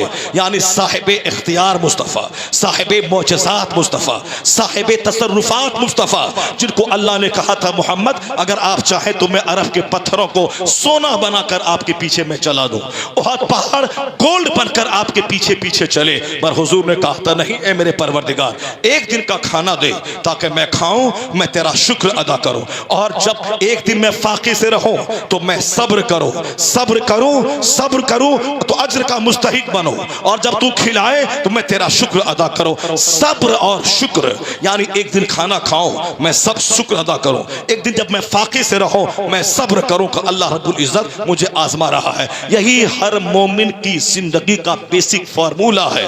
जब अल्लाह आजमाइशों में मोमिन को डाल दे, यानी दुश्मनों को इनके ऊपर हावी कर दे, इनके घर में फाका हो जाए, इन पर मौत तारी कर दे, इनके बाल बच्चे बीमार हो जाए, ये ट्रायल से मोमिन गुजरता है। मोमिन ऑल फॉल नहीं बकेगा कि अल्लाह ने ऐसा क्यों कर दिया, अल्लाह ने वैसा क्यों कर दिया, अल्लाह ने ऐसा क्यों कर दिया। मोमिन खामोश रहता है। इनकी खामोशी, इनका सब्र कुफ्फार के पहाड़ को रेजा रेजा कर देता है। इनकी इस्तिकामत, इनका सब्र काफिरों के हौसलों को पस्त कर देता है। इसलिए खामोशी में बड़ी ताकत है, खामोशी में बड़ा रहस्य है, सब्र में बड़ी ताकत है। और फिर जो बात की जबान ना मानता हो, उन शरीरों को लात की जबान चाहिए, उसके लिए 24 घंटे जिहाद का जज्बा मोमिन के सीने में परवान चढ़ता रहे। यह नमाज जिहाद का पैगाम देती है, यह रोजा 30 दिन तक भूखा प्यासा रह करके हमें अंदरूनी तौर पर मजबूत बना बताता है। ये हज का सिस्टम 50 लाख फौज अभी अरफात में है, 2 घंटे के बाद मुजदलफा में है, फिर 2 घंटे के बाद मीना में है, फिर 2 घंटे के बाद मक्का में है, फिर 2 घंटे के बाद वापस मीना में है। ये 50 लाख की टुकड़ी जो अभी मुजदलफा, अभी अरफात, अभी मुजदलफा, अभी मीना, अभी मक्का, फिर वापस मीना, ये क्या चीज है? ये जिहाद की ट्रेनिंग है। तुम्हें एक लिबास में रहना है, एक रंग में रहना है, एक हालत में रहना है। ना कोई दुनिया की दौलत की लालच तेरे लिबास को बदल पाए, ना तेरी बोली बदल पाए। तो अब तू यहाँ एक लिबास में है, बगैर सिली चादर, बगैर सिली लुंगी। तो इसी तरह मोहम्मदी फौज बन के रहना। यहाँ से वापस जाने के बाद शेख और पठान की जंग में मत लग जाना। यहाँ से वापस जाने के बाद अंसारी और जुलाहे की जंग में मत लग जाना। यहाँ से वापस जाने के बाद अरब और अजम की जंग में मत पड़ जाना। अगर तू आपस में लड़ाई करेगा कमजोर हो जाएगा। आपस में लड़ेगा तो तेरी हैबत जो काफिर के दिल में है वो हैबत निकल जाएगी। तू तो ताकतवर है, तू तो बलवान है। तो बलवान आदमी आपस में नहीं लड़ता है। 4 भाई शीशा पिलाई हुई दीवार की तरह रहता है। एक मस्जिद में अमीर गरीब, काले गोरे, मालदार भिखारी सब एक साथ खड़े होते हैं। हज के मौके पर अमीर गरीब, अमरीकी और बरतानवी वह सारे एक लिबास में, एक नारा, एक बैनर के तले रहते हैं। सबकी जबान पे एक स्लोगन होता है, लब्बैक अल्लाहुम्मा लब्बैक, लब्बैक ला शरीक लक लब्बैक। एक लिबास होता है, एक बगैर सिली चादर, बगैर सिली लुंगी। क्या मतलब? अरफात में रहे तब तक एक रंग में रंगे रहे और वहां से लौट के अपने घर आ जाए। ये जोलाहा है, ये नदाफ है, ये साफी है, ये फकीर है, ये शेख है, ये पठान है, ये पोलिया है, ये सुरजापुरी है, ये पठान है, ये शेख है, ये उत्तर प्रदेश का है, ये बिहार का है, हम गुजराती हैं, ये मराठी है, हम अरबी हैं, ये अजमी है, ये अजमी क्या जाने इस्लाम क्या चीज है, हम अरबी हैं। अरब में इस्लाम का सूरज चमका, हमसे बड़ा मजबूत मुसलमान कौन होगा? इस तरह से आपस में तेरी हवा निकल जाएगी, तू कमजोर हो जाएगा। अगर तू 1 लाख भी रहेगा, आपस में टूटा रहा तो 10 आदमी मिलके चुन चुन के सबको मार डालेगा। एक मजबूत कौम हो, खैर उम्मा तुम हो, मजबूत कौम तुम हो। अल्लाह को ताकतवर मोमिन पसंद है। अल मोमिनुल कवीजो खैरु व अहब्बु इलल्लाह ताला मिन अल मोमिन ज़ईफ। ताकतवर मोमिन अल्लाह को पसंद है बनिस्बत कमजोर मोमिन के। ताकतवर मोमिन मक्का से लेकर अरफात तक 17 किलोमीटर दूर पैदल चलेगा। ताकतवर मोमिन अरफात से लेकर मुजदलफा 1 घंटे में पहुंच जाएगा और कमजोर बस पे बैठने वाला वह 10 घंटे के बाद पहुंचेगा और तू 1 घंटे में पहुंच जाएगा। और हर कदम पे 6 लाख 6 करोड़ नेकियां तेरे नामे आमाल में लिखी जाएंगी। आला हजरत ने कदम को गिना है, मक्का से अरफात तक कितने हजार कदम होते हैं और हर कदम के बदले में 6 करोड़ नेकियां। आला हजरत ने लिखा है 78 खरब 76 अरब, इतने करोड़, इतने लाख नेकियां उसको मिलेंगी जो मक्का से पैदल अरफात हज करने के लिए जाएगा। तो इतनी नेकियां उसके नामे अमाल में लिखी जाएंगी। तो कमजोर आदमी जो 10 कदम चले, गुटखा खाकर, बीड़ी पीकर, सिगरेट पीकर और साहब क्या है कि गुनाह करके, सजदा ना करके जो अंदर से खोखला हो जाएगा, वो तो 10 कदम चलने के बाद सीना पकड़ के बैठ जाएगा। दुश्मन गांव पे हमला करेगा, बहनों की आबरू लूट के चला जाएगा। क्योंकि मेरे पास ताकत ही नहीं कि मैं उसका डेना तोड़ दूं, मैं उसके हाथ को तोड़ दूं, मैं उसकी गर्दन काट दूं। जो मेरी माँ बहन बेटी की आबरू पे बुरी निगाह डाले, मैं जिंदा रह के क्या करूं? पहले मैं उसकी गर्दन काट दूं। गर्दन काटने के लिए ताकत चाहिए, उसके सामने चिल्लाने के लिए ताकत चाहिए, उसको मरूब करने के लिए ताकत चाहिए। और जो खुद दो चार मिनट बोले और उसकी आवाज बंद हो जाए, जो खुद 2-4 कदम चले सीना पकड़ के बैठ जाए, जो 10 मीटर आगे चले वह घुटना पकड़ के बैठ जाए। इसलिए मुस्तफा ने कहा ताकतवर मोमिन अल्लाह को पसंद है। तू गरीब रहना ये चलेगा, मगर तू कमजोर मत रहना, तू बीमार मत रहना, तू ताकतवर रहना, तू गरीब रहना। गरीब रहना कोई ऐब की बात नहीं है। बड़े बड़े बुजुर्गान दीन गरीब रहे, अंबिया कराम गरीब रहे। उनके घर में एक दिन का खाने की रोटी नहीं मिलती थी, कई दिन का फाका होता था। खुद दुनिया के खजाने का मालिक मुस्तफा जब अपने घर में दाखिल होते और अपनी बीवियों से कहते घर में खाने को कुछ है, और जब जवाब मिलता कि खाने के लिए कुछ नहीं है, तो हुजूर ये नहीं कहते कि या अल्लाह मैं तेरे सारे पैगंबर का सरदार, मैं तेरा महबूब, मैं बहुत बड़ा तेरा चहीता, मेरे घर में खाने की रोटी नहीं है। नहीं, मुस्तफा ये कहते थे मरहबा शायर सालिहीन, यानी मरहबा ये अलामत नेकों की है। जब वह घर में आए तो घर में खाने को कुछ ना मिले, ये सालिहीन की अलामत है। गरीब रहना ऐब की बात नहीं है। हराम के पैसे से मालदार बनना, हराम के पैसे से मकान बनाना, हराम के पैसे से गाड़ी खरीदना, हराम के पैसे से मॉल बनाना, हराम के पैसे से वुडलैंड का जूता पहनना, हराम के पैसे से ब्रांडेड कंपनी का कपड़ा पहनना, जब तक यह कपड़ा रहेगा एक एक धागा उस पर लानत बरसाएगा। जब तक वो हराम का मकान रहेगा एक एक ईंट उस पर लानत बरसाती रहेगी। जब तक वो हराम के पैसे की गाड़ी रहेगी, पहिए की हर चाल उस पर लानत बरसाती रहेगी। तो मोमिन किराए के घर में रहेगा, यह ऐब की बात नहीं है। मोमिन पैदल चलेगा, ऐब की बात नहीं है। क्योंकि बड़े बड़े बुजुर्गान दीन, अंबिया और मुरसलीन भी पैदल चले, बकरियों को चराया, वो मामूली से घर में रहे, यह ऐब की बात नहीं है। अलबत्ता हराम खाना यह ऐब की बात है, हराम पहनना यह ऐब की बात है, हराम के पैसे से घर बनाना यह ऐब की बात है, नमाज़े पंजगाना छोड़ना यह ऐब की बात है, झूठ बोल के सिक्के कमाना यह ऐब की बात है। उससे तू अंदर से खोखला हो जाएगा, तेरी हैबत जो काफिर के दिल में है वो निकल जाएगी। ये काफिर तुम्हें निगलने का प्लान बनाएंगे, क्योंकि तेरी हैबत तो तेरी हैबत का राज सच्चाई है, तेरी हैबत का राज हलाल खोरी है, तेरी हैबत का राज सजदा है, तेरी हैबत का राज रोजा है, तेरी हैबत का राज हज है, तेरी हैबत का राज सदाकत पे मबनी तेरी जिंदगी है। और जब इन उसूल से हट के काफिरों की तरह तू नंगा हो जाएगा, पैसा चाहिए चाहे जैसा हो, चाहे हराम का हो हलाल का हो, नमाज छूटे रोजा छूटे मगर माल चाहिए, फिर ये चाहेगा कि काफिर पे मैं गालिब आ जाऊं, मेरी हैबत। ये बताएं आप लोग क्यों हंगामा करते रहे, क्यों आप लोग हंगामा करते रहे, क्यों हल्ला करते रहे? मैंने 1.5 से 2 घंटे की तकरीर की, आप लोग क्यों चिल्लाते रहे, क्यों आपने स्टेज को बदनाम किया? ये हजारों लोग बैठे हुए सब देख रहे हैं कि आप लोग बातचीत कर रहे हैं, मोबाइल चला रहे हैं, आप लोग इंजन हैं, आपको देख के वो पैरवी करते हैं। बस असद भाई आ जाएं, खड़े हो जाएं, नात पढ़ दें, यही है। 2 घंटे जो मैंने शरीयत पेश किया, कुरान हदीस पढ़ा, उसका क्या हुआ? ये सारा मजमा सुनता रहा और आप लोग चिल्लाते रहे और बात करते रहे और कहते हैं कि आलिमों का एहतराम नहीं है। गरीब नवाज ने कहा है कि आखिर जमाने में आलिमों को बकरी के चरवाहे की तरह मारा और हकाया जाएगा। ये जाहिल खेत छोड़ के नमाज पढ़ने आएगा और आप सड़क पे रुमाल झाड़ेंगे और बोलेंगे आलिमों का एहतराम नहीं है। नहीं बोले आलिमों का एहतराम, खुद आलिम बन के दिखा दें, ये कौम तो पांव चूमने को तैयार है। आपको सारी कौम देख रही है, मैं कुछ नहीं बोला आपको इस 2 घंटे के दरमियान में। बहुत चिल्लाया आपने, बहुत बोला आपने, आपने जलसे के तकद्दुस को पामाल किया है आपने। जब आप दीनी गुफ्तगू का एहतराम नहीं करेंगे, फिर आपका एहतराम कौन करेगा? आप भी नात पढ़ने वाले को आप तरजीह देंगे, ये हदीस कुरान से ज्यादा ये कीमती आदमी है, तो फिर हदीस और कुरान बोलने वाला कोई नहीं रह जाएगा। फिर वही झाल बजाने वाला सब रहेगा। सब लोगों बोलेंगे कि जब गाना ही नात ही सुनना है तो नात बगैर कव्वाली के, बगैर मजामिर के क्यों सुने? वो मजामिर लाएगा और आपको भगा देगा।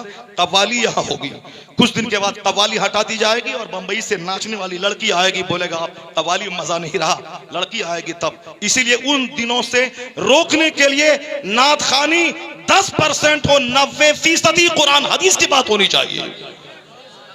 और तुमसे भी मैं कहता हूं कि सिर्फ नात सुन के अगर तुम भाग गया तो फिर तो ये काफिर तुम्हें मारेंगे, काटेंगे, नोचेंगे, तुम्हारी लाशों को गिराएंगे। यही इस्लाम सिखाता है कि गाना गाएं। अगर तुम नात सुनने के बाद भागेगा, नात सुनना जरूरी नहीं है, कुरान सुनना जरूरी है, हदीस सुनना जरूरी है, बुजुर्गों की बात सुनना जरूरी है। और जो जरूरी है उसको बोलेगा जल्दी से खत्म करें, जल्दी से असद भाई को लाएं, जल्दी से नात सुने, फिर वो होगा। यहाँ तकरीर नहीं होगी, बंबई से रंडी आएगी और नाचेगी, वो काम हो जाएगा। इसलिए बर वक्त उसको रोकना होगा, बंद करना होगा। पीलीभीत इलाके में यहाँ उर्स की मजलिस में शेख चिल्ली आया और वो तबला बजा के सिर्फ लतीफा सुना के हंसाता रहा। मैंने कहा इसके जिम्मेदार वो कॉमेडी बोलने वाला मौलवी है। जब तुम कॉमेडी बोलेगा तो पब्लिक तो बोलेगी तुझसे अच्छी कॉमेडी तो शेख चिल्ली करता है, इसीलिए शेख चिल्ली को बुलाया। जब तुम कुरान हदीस बोलेगा तो शेख चिल्ली नहीं आएंगे, कव्वाल नहीं आएंगे, पब्लिक भी सुनेगी। जो जरूरी है उसको जरूरी समझिए, जो गलत है उसको गलत समझिए। अल्लाह ताला जलसों का एहतराम करने जिसके अलावा कोई इबादत के लायक नहीं, उसने इस इंसान को पैदा किया है और इंसान की पैदाइश की तारीख भी बड़ी अजीब है।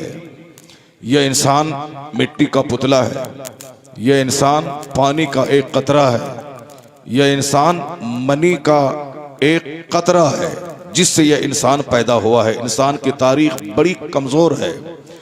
चूंकि इंसान एक नापाक कतरे से पैदा हुआ है, अल्लाह रब्बुल इज़्ज़त को मालूम है कि इस इंसान इस ज़मीन में क्या क्या गुल खिलाएगा।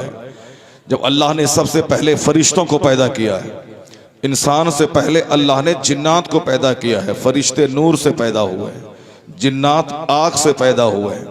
उन जिन्नात और फरिश्तों की मौजूदगी में इस इंसान का पुतला जब तैयार होने लगा तो अल्लाह रब्बुल इज़्ज़त ने कहा फरिश्तों से कि फरिश्तों, मैं इस ज़मीन में अपना नाइब, अपना खलीफा बनाने वाला हूँ, बताओ तुम्हारी राय क्या है। फरिश्तों ने क्या कहा था, ऐसे इंसान को पैदा करेगा जो ज़मीन पे लड़ाइयाँ करेगा, जो ज़मीन पे खून रेजी करेगा।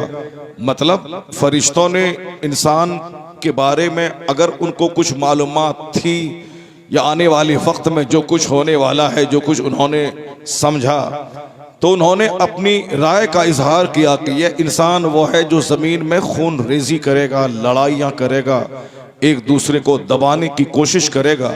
मगर अल्लाह ने क्या कहा, फरिश्ते मैं वह जानता हूँ जो तुम नहीं जानते हो। इन्नी अअलमु मा ला तअलमून, मैं वो जानता हूँ जो तुम नहीं जानते हो।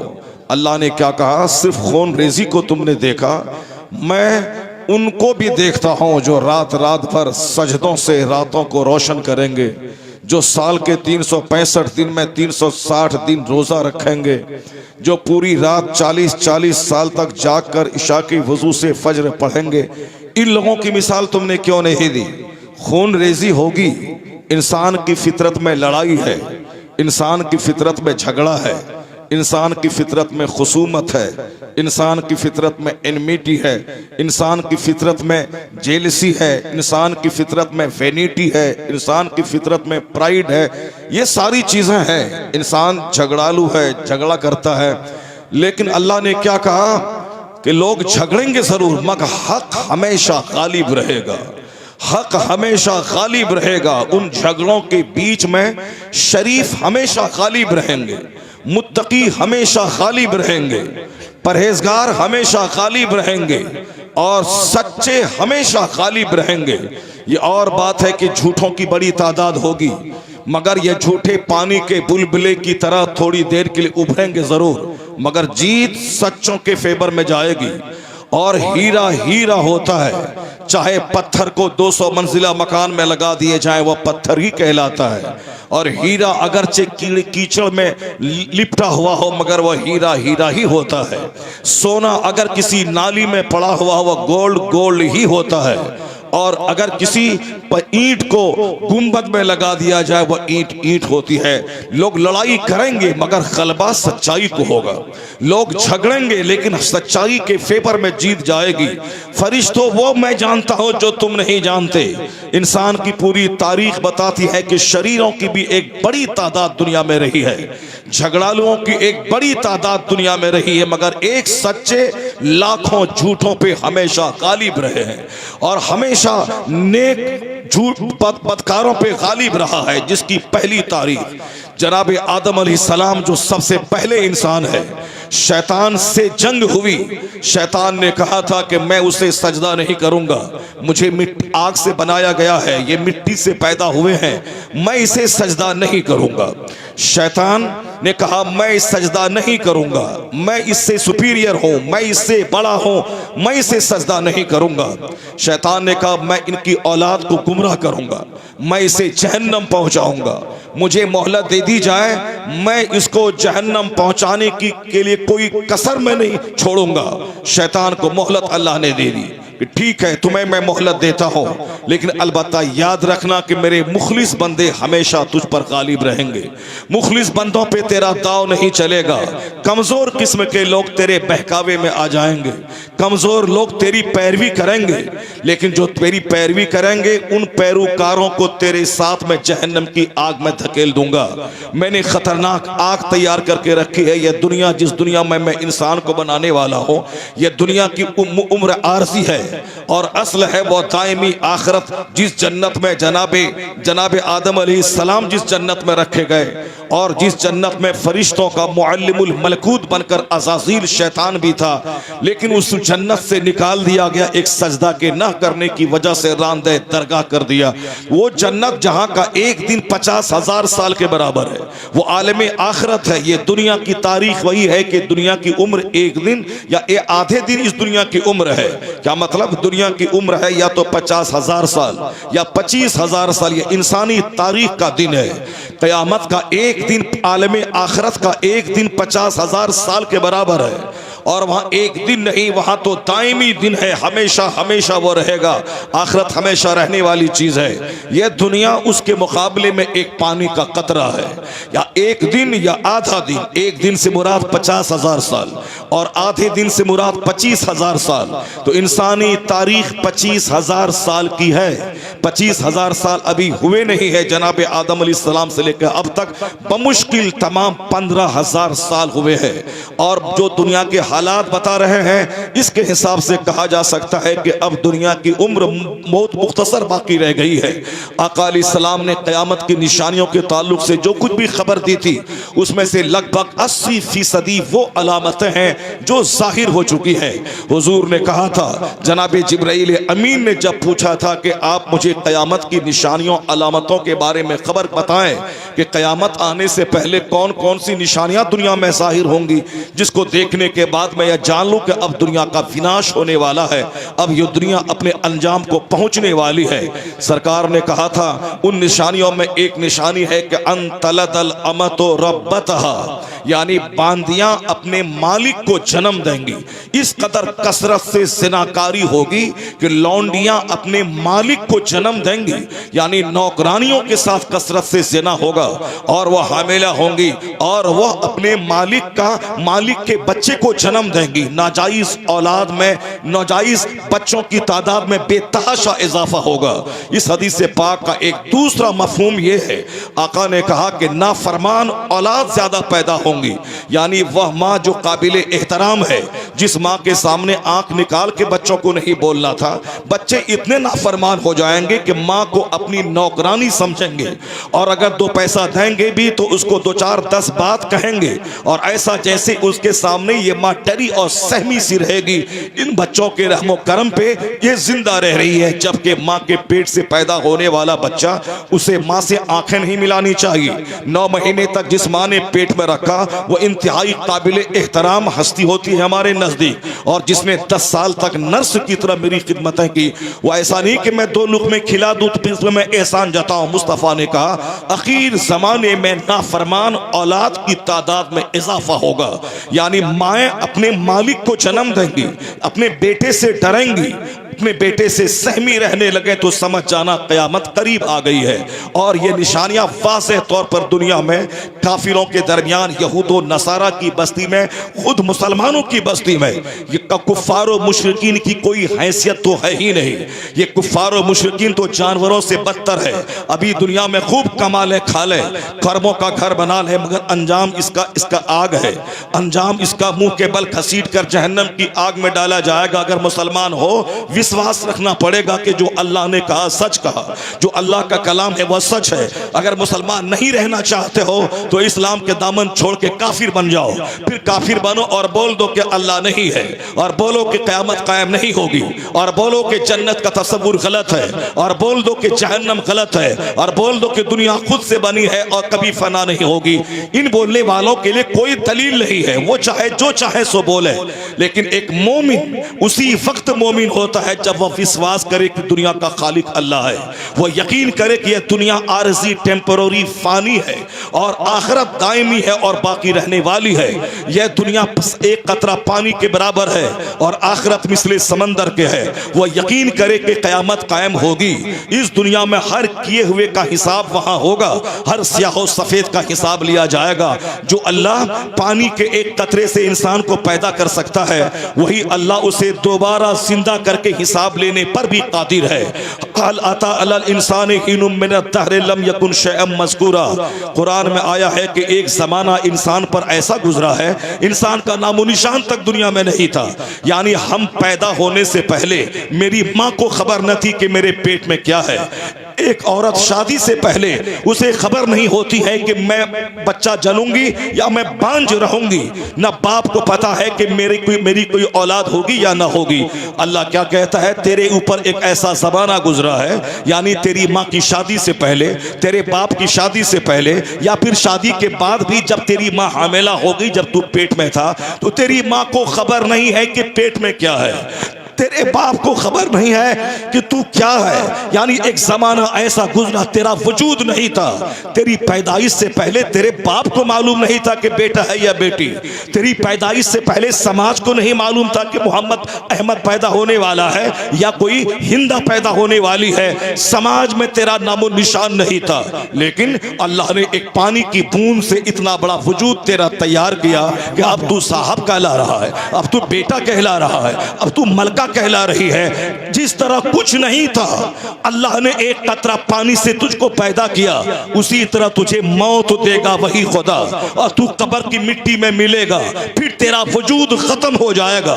जिस तरह पहले था कोई जानता नहीं था, उसी तरह मरने के बाद तू जब जल जाएगा, शेर के पेट में गल जाएगा या पानी में डूब जाएगा या आग में जल जाएगा। चाहे जिस तरह से तेरी मौत आए, चाहे शेर के पेट में चले जाओ, चाहे मछली के पेट में जाओ, चाहे समंदर में डूब जाओ, चाहे आग में जल जाओ, तो तेरा कोई वजूद नहीं रहेगा।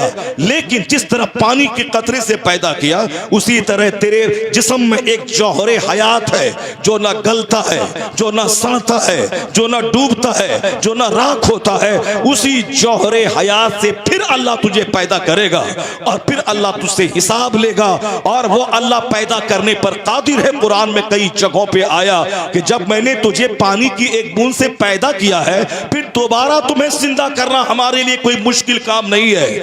हमारे लिए मुश्किल काम तो वो था जब मैंने तुझको पैदा किया, जब तुझे पैदा कर दिया, जब वो मेरे लिए मुश्किल नहीं रहा, तो फिर तुझे दोबारा जिंदा करना ये मेरे लिए कौन सा मुश्किल काम है। जब तेरा वजूद नहीं था मगर तू वजूद में तुझको लाया, और जब वजूद में लाया तुझे मिठा के फिर दोबारा वजूद में लाना, ये हमारे लिए कोई बईद बात नहीं है। मैं तुझे दोबारा पैदा करके तुझसे हिसाब लूंगा कि तुमने जवानी का क्या इस्तेमाल किया, तुमने दौलत का क्या इस्तेमाल किया, तुमने अपनी जिंदगी बहुमूल्य जिंदगी को किस काम में लगाया।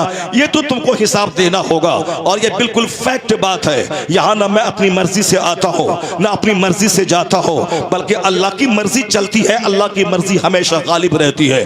मैं चाहता हूँ कि मैं खूबसूरत औलाद जनूं, मेरी औलाद पोलियोग्रस्त, अपाहिज और माजूर पैदा होती है। यह इस बात की दलील है कोई तो है जो मेरी मर्जी को चलने नहीं देता। मैं चाहता हूं कि मैं सदा खुश रहूं, मगर हर दिन खुशी का माहौल 10% होता है और 90% गम का माहौल में बंदा जीता रहता है। जिंदगी में खुशी कम मिलते हैं, अक्सर गम ही मिलता रहता है। कभी बीवी की तरफ से, कभी औलाद की तरफ से, कभी पड़ोसी की तरफ से, कभी सेहत की तरफ से, कभी दामाद की तरफ से, कभी जिल्लत और रुसवाई की तरफ से। यानी ये समझ ले कि मुसीबतों में ये बंदा घिरा है। और कभी भी चैन सुकून के साथ कि बच्चे अच्छे रहें, बीवी अच्छी रहे, माँ बाप अच्छे मिले, पड़ोसी मेरे अच्छे रहे, मेरे दोस्त अच्छे रहे, मेरी सेहत अच्छी रहे, मैं 95 साल की उम्र में भी 25 साल के जवान की तरह बिल्कुल चुस्त और दुरुस्त रहूं, ऐसा नहीं होगा। क्योंकि अल्लाह का सिस्टम ऐसा नहीं है कि तू 50 साल की उम्र में 25 साल की जवानी जैसी सेहत पाले। जैसे 40 साल के बाद तू आगे जाएगा, कभी आंख में दर्द होगा, कभी दांत टूटेगा, कभी घुटने में दर्द होगा, कभी टखने में दर्द होगा, कभी 2 रोटी पचा खाने के बाद उल्टी वॉमिटिंग होगी। यह इस बात की दलील है कि दुनिया में अब तेरे आराम के दिन खत्म हो गए। अब जब तू 40 से ऊपर गया, तो अब तू 40 से पहले वाली सेहत और तंदुरुस्ती मत तलाश करना। तो सेहत की तरफ से गम 24 घंटे लाहक है। अभी मैं जिंदा हूं, 2 मिनट के बाद मेरी मौत का ऐलान होगा। यहाँ हमेशा मौत का खतरा, बीमारी का खतरा, औलाद की नाफरमानी का खतरा, मौसम की खराबी का खतरा, 24 घंटे यहाँ पॉसिबल इम्पॉसिबल होता रहता है और इम्पॉसिबल पॉसिबल होता रहता है। ये हालात बताते हैं कि दुनिया का कोई संचालक है, दुनिया का कोई चलाने वाला है, दुनिया का कोई खालिक और मालिक है। यह इस बात की दलील है कि दूसरे मज़ाहिब में जो लोग नास्तिक है, जहाँ खुदा का इनकार करते हैं या खुदा को मानते भी है तो चुचंदर बंदर सबको खुदा कहते हैं, तो उस तसव्वुर का कोई उसमें कोई सच्चाई नहीं है। सच्चाई यही है कि कायनात का खालिक है और वह खालिक एक है, और वह खालिक न कोई पेड़ हो सकता है, न कोई दरख्त हो सकता है, न खुदा इस दुनिया का कोई बंदर हो सकता है, न छुछंदर हो सकता है, न गाय हो सकती है, न बैल हो सकता है, न सूरज हो सकता है, न चांद हो सकता है, न नदी नाला हो सकता है। चाहे बंदर हजार उछले और कूदे, चाहे हजार गिलहरी उछले कूदे, मगर वह जानवर है। तो जो एक खुदा में विश्वास न करता हो, 50,000 खुदाओं के सामने पेशानी टेकता हो, कभी चुचंदर के सामने, कभी बंदर के सामने, कभी सांप के सामने, कभी नदी के सामने, कभी चांद के सामने, कभी सूरज के सामने, जो जानवर के पाखाना को पाक समझता हो, उन नापाकों से तू डर रहा है। तू डरने के लिए पैदा हुआ है। गिलहरी को खुदा कहने वाला, बंदर को खुदा कहने वाला, चुचंदर को खुदा कहने वाला, ये तो चुचंदर से ज्यादा सलील है, ये तो बंदर से ज्यादा सलील है, ये तो जानवर से ज्यादा सलील है। आदमी वही है जो खुदाए वाहिद का परस्तार है। खुदाए वाहिद का परस्तार हमेशा गालिब रहा है, क़यामत तक गालिब रहेगा। नारे तकबीर, जरा बुलंद आवाज से नारे तकबीर, नारे रिसालत, अज़मते मुस्तफा, शरीयते मुस्तफा, तू खुश हो जा कि अल्लाह ने तुझे छुछंदर के पुजारियों के घर में पैदा नहीं किया। तू अल्लाह का एहसान मान कि अल्लाह ने तुझे जानवर के पुजारियों में नहीं पैदा किया, अल्लाह ने तुझे यहूदी घर में नहीं पैदा किया, अल्लाह ने तुझे नसरानी घर में नहीं पैदा किया, अल्लाह ने तुझे जानवर के पाखाना को पाक समझने वाला नहीं पैदा किया। अल्लाह ने तुझे वो मजहब दिया है जिस मजहब में अल्लाह पाक, रसूल पाक, खुदा पाक, कुरान पाक, नमाज पढ़ने के लिए पाकी जरूरी है, गुस्ल करना हमारे मजहब में, वुजू करना हमारे मजहब में, पाक कपड़ा हो, पाक जगह हो, पाक बदन हो, सिर्फ पाक की प्योरिटी वाला मजहब मजहब इस्लाम, तकद्दुस वाला मजहब इस्लाम। पाक और पाक में जब जंग होगी, चाहे नापाकी हजार उछले कूदे, वह नापाक ही रहेगा, और ये पाक चाहे तब क्यों ना जाए हमेशा गालिब ही रहेगा। इसलिए एक कौम मुस्लिम, तुम्हें इन हालात में इन नापाकों से डरने की कोई जरूरत नहीं है। जो सारी जिंदगी एक दिन भी पाक न रहा हो, जो एक छोटे से लोटा में पानी लेकर अपने जिस्म को मन लेता हो, जो कभी पाक ना हो, तो ये नापाक तुझे क्या डरा पाएगा। ये नापाक को नाचने दे, इसे कूदने दे, इसे उछलने दे, इसे गाने दे। नाचने वाला कहीं गालिब आता है, कूदने वाला कहीं गालिब आता है, चुचंदर कहीं गालिब आता है। गालिब शरीफ होता है, गालिब सच्चा आता है। इसलिए तू सच्चा है, तू हमेशा गालिब रहेगा। तू पाक है, हमेशा गालिब रहेगा। नाचने वाला कभी गालिब नहीं रहा, नाचने वाला सलील होता है। सजदा करने वाला हमेशा गालिब रहा है, हमेशा गालिब रहेगा। वाह वाह वाह। अल्लाह का एहसान है कि अल्लाह ने मुझको यहूदी नहीं बनाया। अल्लाह का एहसान है कि अल्लाह ने हमें नसरानी नहीं बनाया। हम अमेरिका के खरबपति घर में पैदा हो गए होते, सोने का महल मेरा होता, मैं सोने की बुत को मैं सजदा करता। उससे खरबों गुना बेहतर है कि अल्लाह रब्बुल इज्जत ने हमें गरीब घर में पैदा किया है। अल्लाह रब्बुल इज्जत ने हमें कलमा पढ़ने वाले घर में पैदा किया है। अल्लाह का एहसान है। कभी चेहरे पे मायूसियत न रहे, कभी चेहरे पे शिकन न रहे। क्या तू चाहता है कि तू काफिर घर में पैदा हो, अरबों में खेले और तू दुनिया में वक्ती तौर पर चंद दिन गुजार ले, फिर जाके खरमसाल जहन्नम की आग में जले? जब ये नहीं चाहता है तो गरीबी पे सब्र कर, अपनी गुर्बत पे सब्र कर, अपनी फकीरी पे सब्र कर, अपनी इस कस्म पुरसी पे सब्र कर। अल्लाह ने कहा है तू यहाँ सब्र कर, जन्नत की सारी बहारें मैं तुझ पे कुर्बान कर दूंगा। वाह वाह वाह वाह। दुनिया में तू सब्र कर, अंजाम अंततः कामयाबी तेरे लिए है, अंततः बुलंदी तेरे लिए है। पूरी तारीख बताती है। अल्लाह ने कुरान शरीफ में जगह ब जगह कहा है। तुम्हें अपनी पैदाइश पे गौर करना चाहिए। वो अल्लाह है जिसने तुझे एक कूदते हुए, जंप करते हुए पानी के कतरे से पैदा किया है। फलयंजुरिल इंसानु मिम्मा खुलिका मिन माइन दाफिक यखरुजु मिन बैनि सुल्बि व तराइब इन्नहु अला रजइही लकादिर। ये इस्लाम का बेसिक फार्मूला है कि क़यामत पर यकीन लाना, आखिरत पर यकीन लाना। असल राहत वहाँ की है, असल नेमत वहाँ की है, असल जिंदगी का मज़ा, असल मज़ा वहाँ का है। और इसी को मुस्तफ़ा ने हमेशा अपने घर में, अपने सहाबा के दरमियान, अपनी अज़वाज मुतहरात के दरमियान हमेशा ही कहते थे, अल्लाहुम्मा ला ऐशा इल्ला ऐशुल आखिरा। इलाही, आराम नहीं है मगर आखिरत का आराम। जिसकी नजर आखिरत पे है उसको दुनिया के तमाशों से वो घबराता नहीं है, ये नाचने कूदने से घबराता नहीं है। मेरा कुरान कहता है अगर तू तकवा के साथ जिंदगी बसर तुमने किया और तुमने अपनी जिम्मेदारी को निभाया कि मैं यहाँ पैदा हुआ हूँ खुदा की इबादत के लिए, मुझे मरने के बाद हिसाब किताब वहाँ देना है, और इस पर विश्वास नहीं करेगा तो काफिर जाओ, जैसे जीना है जी ले। अगर मोमिन है, मेरे महबूब की का तू पैरोकार है, तो विश्वास करना होगा दुनिया आरजी है, आखिरत बाकी है, और यहाँ के पल पल का हिसाब तुझे मरने के बाद देना होगा। और अगर तुमने तकवा और सब्र के साथ जिंदगी गुजारी तो दुनिया में भी इज्जत तुम्हारे लिए है, यहाँ हुकूमत तुम्हारे लिए है, सल्तनत तुम्हारे लिए है, और मर गया तो मुस्तफा की शफाअत तुम्हारे लिए है, जन्नत तुम्हारे लिए है। दोनों जहान की भलाई मुस्तफा की गुलामी में अल्लाह ने पोशीदा फरमा दिया है। इसलिए कुरान पाक के अक्सर औरात में आया है, कभी आसमान पे गौर कर, बगैर खंबे के पैदा कैसे हुआ है, कभी जमीन पे गौर कर, समंदर पे जमीन कैसे टिकी है, कभी पहाड़ पे गौर कर, ये पहाड़ खंबा बनकर जमीन को कैसे रोके हुआ है, कभी मौसम पे गौर कर, रात और दिन की तब्दीली पे गौर कर। ये सारा सिस्टम बता रहा है कि अल्लाह का निज़ाम बड़ा स्टेबल है, अल्लाह का निज़ाम बड़ा खूबसूरत है।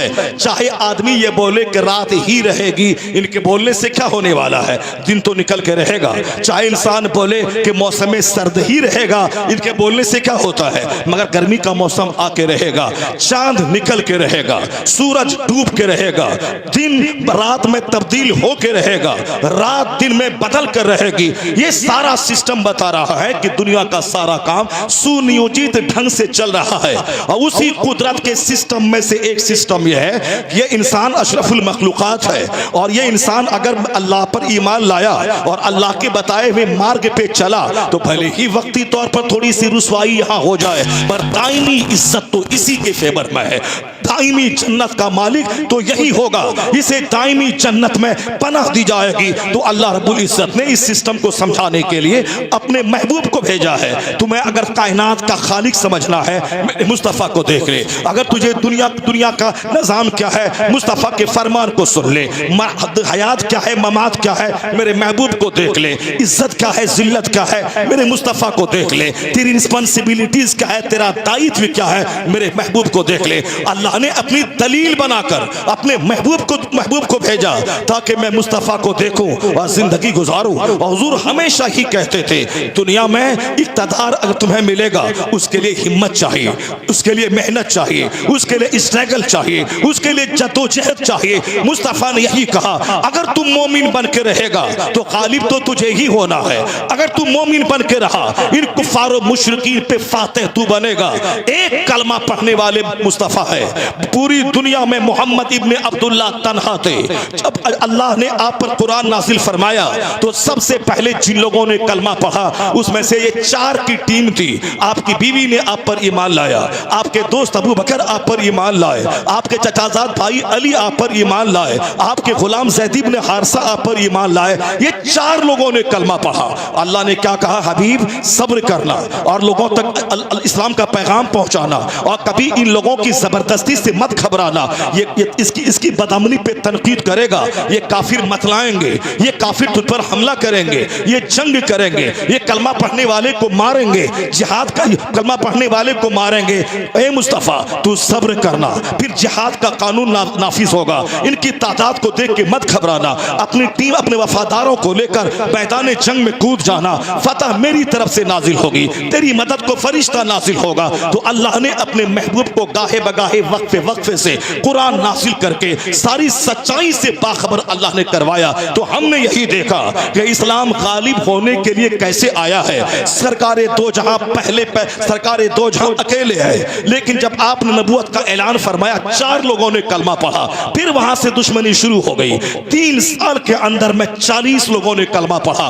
3 साल का एक तवील अरसा होता है, उस तवील मुद्दत में 40 लोगों ने कलमा पढ़ा। जब लोगों को खबर हुई कि 40 लोग ईमान ले आ चुके हैं, ये हमारे बुतों को बुरा कहते हैं, ये नजरिया आखिरत पेश कर रहे हैं, ये अल्लाह वाहिद का नजरिया पेश कर रहे हैं, हमने जो 360 बुतों के सामने सजदा किया है, खाने काबा में रख दिया है, इसकी मुखालफत ये कर रहे हैं। उन लोगों ने कहा इस नए मजहब का खात्मा कर देंगे।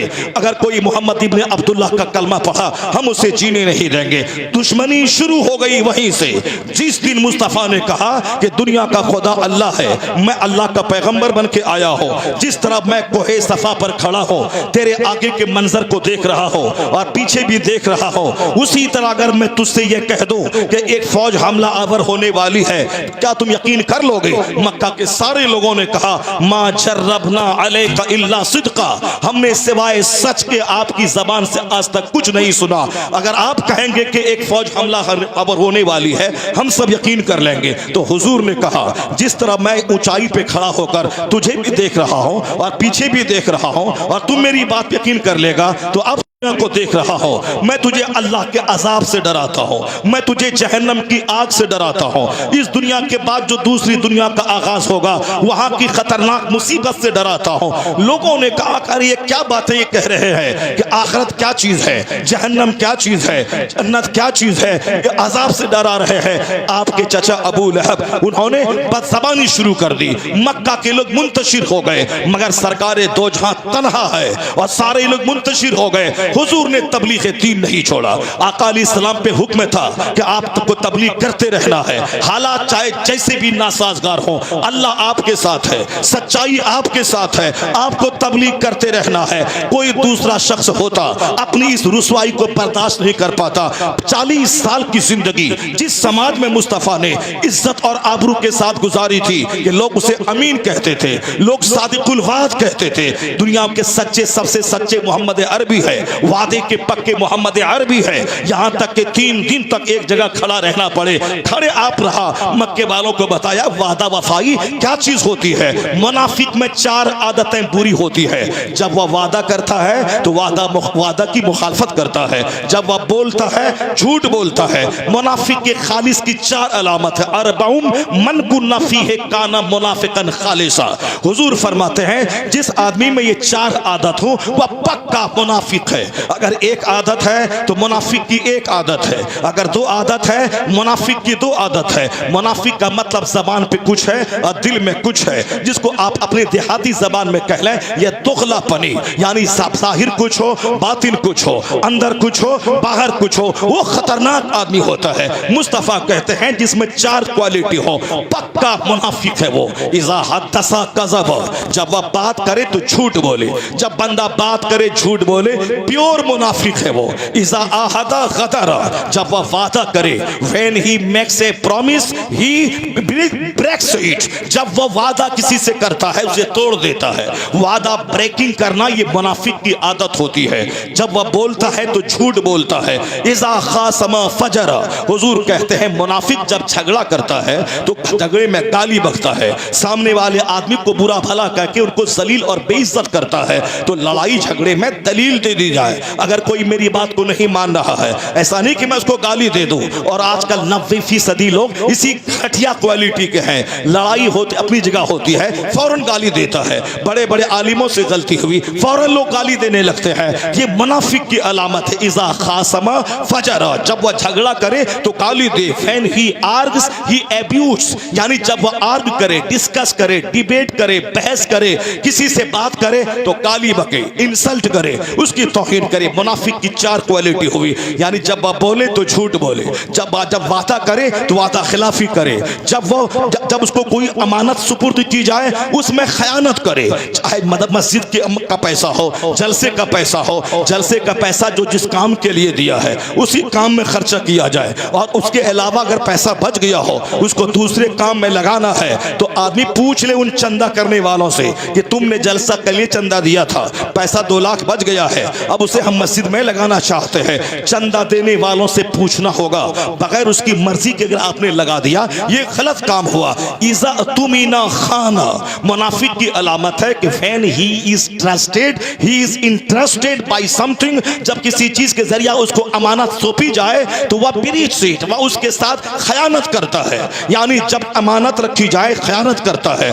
मस्जिद का मुतवल्ली बने, मदरसे का मैनेजर बने, गांव का जिम्मेदार बने, गांव का जिम्मेदार बने, किसी ट्रस्ट का ट्रस्टी बने, तो ट्रस्ट को बहाल रखना चाहिए। ट्रस्ट का माने विश्वास को बहाल रखना चाहिए। अभी हालात देख सकते हैं, कयामत की अलामतों में से एक अलामत यह भी है, मुनाफिकों की तादाद बढ़ जाएगी, नाजायज औलाद की तादाद बढ़ जाएगी। ये कयामत की अलामतों में से है। लोग अपनी बीवी को तलाक दे देते हैं, फिर बेइज्जती के डर से झूठ बोल जाते हैं मैंने तलाक नहीं दिया है। जाहिर सी बात है, जब किसी काजी के पास फतवा मसला आएगा और वहां कोई मुकर जाएगा तलाक देने वाला, तो काजी तो बोलेगा तलाक नहीं हुई। अब वहां कोई गवाह नहीं रहेगा, काजी तो बोलेगा कि तलाक नहीं हुई, लेकिन अल्लाह के नजदीक तो तलाक हो गई। जब अल्लाह के नजदीक तलाक हो गई, उसका निकाह टूट गया। जब निकाह टूट गया, भले ही समाज वाला नहीं जाना, लेकिन अब तो वह बीवी उसके लिए अजनबी औरत की तरह है। उससे सोहबत करना ज़िनाए खालिस, उसके बाद जो बच्चा पैदा हो वह बिल्कुल नाजायज औलाद, और नाजायज औलाद की से भलाई की कोई उम्मीद नहीं है। जब समाज में मदरसे का अदब न रहे, मस्जिद का अदब न रहे, मौलाना का अदब न रहे, जो दीन सिखाने वाला उसका एहतराम न रहे, मुर्शिद का अदब न रहे, जलसे का अदब न रहे, बड़े बूढ़ों का अदब न रहे, समझ जाए इसकी बुनियाद में खता है, इसकी असल में खता है। ये नाजायज औलाद की तादाद में इजाफा हो रहा है। बूढ़ों का मजाक उड़ाना, आलिमों का मजाक उड़ाना, जलसे का मजाक उड़ाना, मस्जिद मदरसे का मजाक उड़ाना, ये कुफारो मुशरिकीन तो अपने मंदिरों के सामने ढोल बजा रहे हैं, वहां नाच गा रहे हैं, मगर हमारे कुछ शरीर किस्म के बच्चे शादी ब्याह के मौके पर वो सारा आपा खो देते हैं और मस्जिदों के सामने ढोल बजाते हैं, मस्जिदों के सामने डीजे बजाते हैं, अजान के वक्त में डीजे बजाते हैं, जमात अंदर हो रही है मगर यहाँ डीजे बजाते हैं। अगर कोई बोले उससे लड़ जाते हैं, अगर कोई बोले हम कुछ भी करेंगे, तुम बोलने वाला कौन होता है। इस तरह के शरीरों की तादाद में इजाफा हो गया।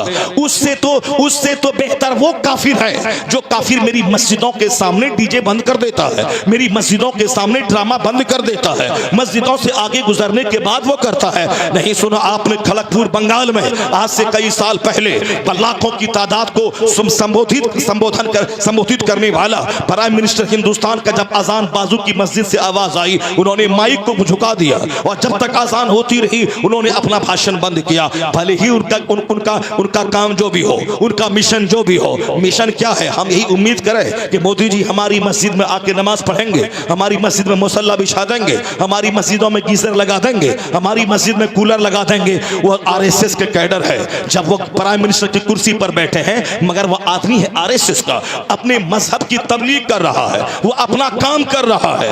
वो बता दिया कि जब मैं चाय बेचता था तो भी मैं एक पक्का हिंदू था, और जब मैं विधायक बना तो भी मैं पक्का हिंदू हूँ, और जब वह सांसद बना तो भी मैं पक्का हिंदू हूँ, और जब मैं प्राइम मिनिस्टर बना तो भी मैं पक्का हिंदू हूँ। वो जिस मजहब से बिलोंग करता है वो अपने मजहब का फॉलोवर, अपने मजहब का काम कर रहा है। जिस तरह वह पंडित जी विधायक था, वही गिरवा किस्म की लुंगी और गिरवा किस्म का हाफ कपड़ा पहनता था, लेकिन जब वह संसद भवन दिल्ली गया तो लिबास नहीं बदला, और जब वह मुख्यमंत्री की कुर्सी पर बैठा तो भी लिबास नहीं बदला। वो तो हमारा बेटा है। जब वह गरीब सड़क छाप रहता है, मौलाना के पास दिन रात रहता है और दुआएं लेता है, लेकिन जब वह थोड़ा सा किसी काबिल बन जाता है, उसी मौलाना की तौहीन करना, उसकी खिफत करना, उसकी बुराई करना इसका मशगला बन जाता है। जब तक गरीब है नेक लोगों से दोस्ती है, जहां पैसा आया डकैतों और चोरों से दोस्ती करना शुरू किया। पहले रहता था पंजाबी कुर्ता पहनता था, पायजामा पहनता था, लेकिन थोड़ा पैसा हुआ वो वार्ड का मेंबर बन गया, पार्षद बन गया, साहब वार्ड का मेंबर बना। अब उसकी बोली बदल गई, अब मस्जिदों के खिलाफ, मदरसों के खिलाफ, आलिमों के खिलाफ। अब जब विधायक बन गया उसका लिबास और बदल गया, उसकी बोली और बदल गई। अब उसके दोस्त शराबी, उसके दोस्त होंडा, उसके दोस्त लुच्चे लफंगे, अब वह डकैतों के साथ दोस्ती कर रहा है। अगर वह दिल्ली संसद भवन पहुंच जाए, अब 5 स्टार होटल में रहना, शराब पीना। मैंने बरेली शरीफ के उर्स रज़मी के मौके पर कहा था, आपको शिकायत है इस पंडित जी से, ये हमारे मदरसे के खिलाफ मुहिम चला रहा है, तो आप क्या उम्मीद करते हैं ये आरएसएस का लीडर ये आपके मदरसे में आके कालीन बिछा देगा, आपके बच्चों का आके कुरान शरीफ बांट देगा, आपके मदरसे में तनख्वाह बढ़ा देगा, आपके बच्चों की आके खिदमत करेगा। वो जिस मजहब से बिलोंग करता है वो अपने मजहब का वफादार, जब वह एक महंत था तो भी था, जब वह संसद भवन पहुंचा ना जबान बदली ना लिबास बदला, और जब मुख्यमंत्री की कुर्सी पे बैठा ना उसकी जबान बदली ना उसका लिबास बदला। वो अपने मिशन का हमदर्द मुखलिस है, उस मिशन का काम कर रहा है, वो आरएसएस का लीडर है, अपना काम कर रहा है। कम से कम अगर आपका ज़मीर जिंदा है, उस पंडित जी से सबक हासिल कीजिए, उस मोदी जी से सबक हासिल कीजिए कि आप जब गरीब रहते हैं तो नमाजी रहते हैं, मालदार हुए तो बेनमाजी हो जाते हैं, आप जब छोटे पद पे होते हैं तो आलिमों से राब्ता रहता है, और जब बड़े पद पे चले जाते हैं लिबास भी बदल जाता है, अंदाज बदल जाता है, फिर कोठे पे हाजिरी देना और शराब के नशे में धुत रहना ये आपका मामूल बन जाता है, आप बदल जाते हैं। इन पंडित जी से सबक हासिल कीजिए। जब वह नहीं बदला, न जबान बदली, न लिबास बदला, न मिशन बदला, तो तुम भी कसम खा ले कि गरीब रहेंगे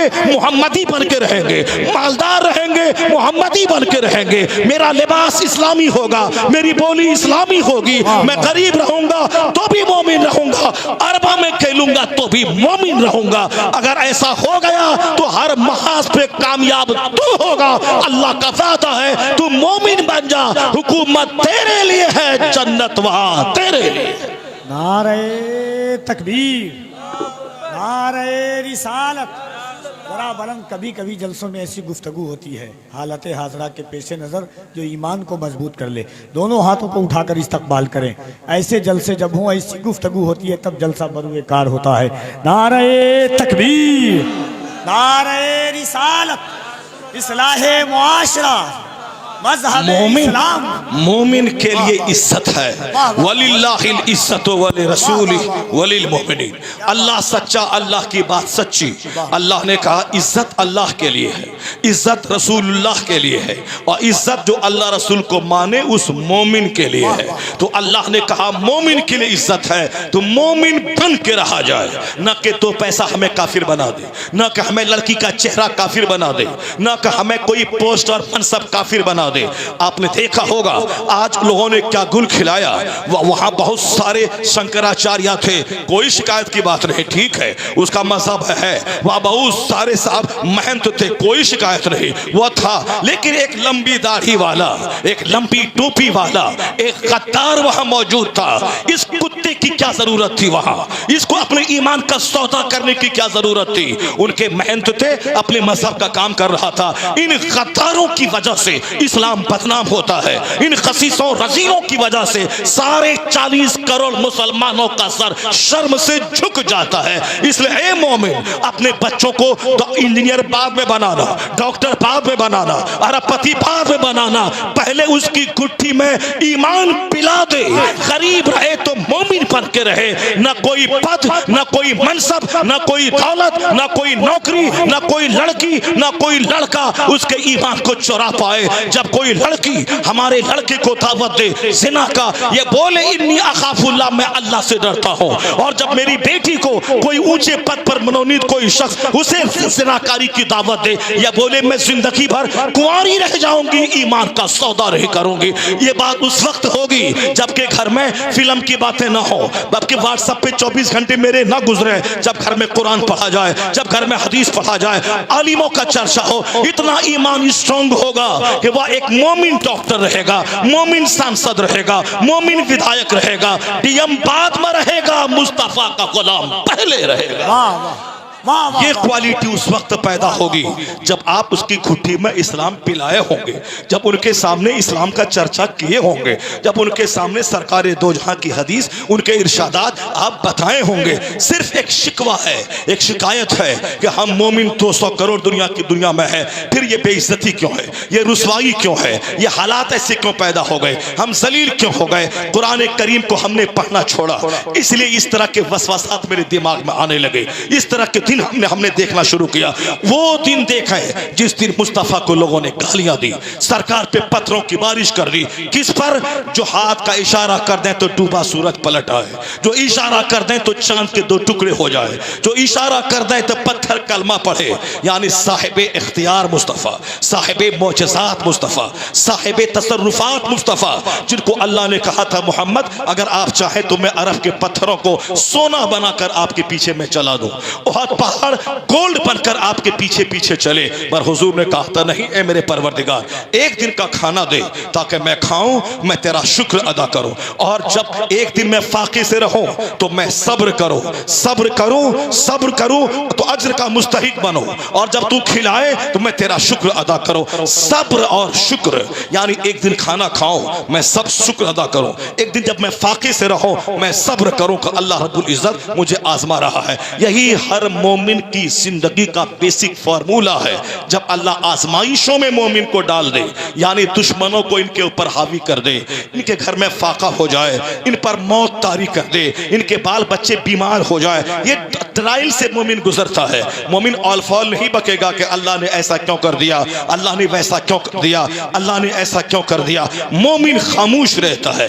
इनकी खामोशी, इनका सब्र कुफ्फार के पहाड़ को रेजा रेजा कर देता है। इनकी इस्तिकामत, इनका सब्र काफिरों के हौसलों को पस्त कर देता है। इसलिए खामोशी में बड़ी ताकत है, खामोशी में बड़ा रहस्य है, सब्र में बड़ी ताकत है। और फिर जो बात की जबान ना मानता हो उन शरीरों को लात की जबान चाहिए। उसके लिए 24 घंटे जिहाद का जज्बा मोमिन के सीने में परवान चढ़ता रहे। यह नमाज जिहाद का पैगाम देती है, यह रोजा 30 दिन तक भूखा प्यासा रह करके हमें अंदरूनी तौर पर मजबूत बनाता है। यह हज का सिस्टम 50 लाख फौज अभी अरफात में है, 2 घंटे के बाद मुजदलफा में है, फिर 2 घंटे के बाद मीना में है, फिर 2 घंटे के बाद मक्का में है, फिर 2 घंटे के बाद वापस मीना में है। ये 50 लाख की टुकड़ी जो अभी मुजदलफा, अभी अरफात, अभी मुजदलफा, अभी मीना, अभी मक्का, फिर वापस मीना, यह क्या चीज है? यह जिहाद की ट्रेनिंग है। तुम्हें एक लिबास में रहना है,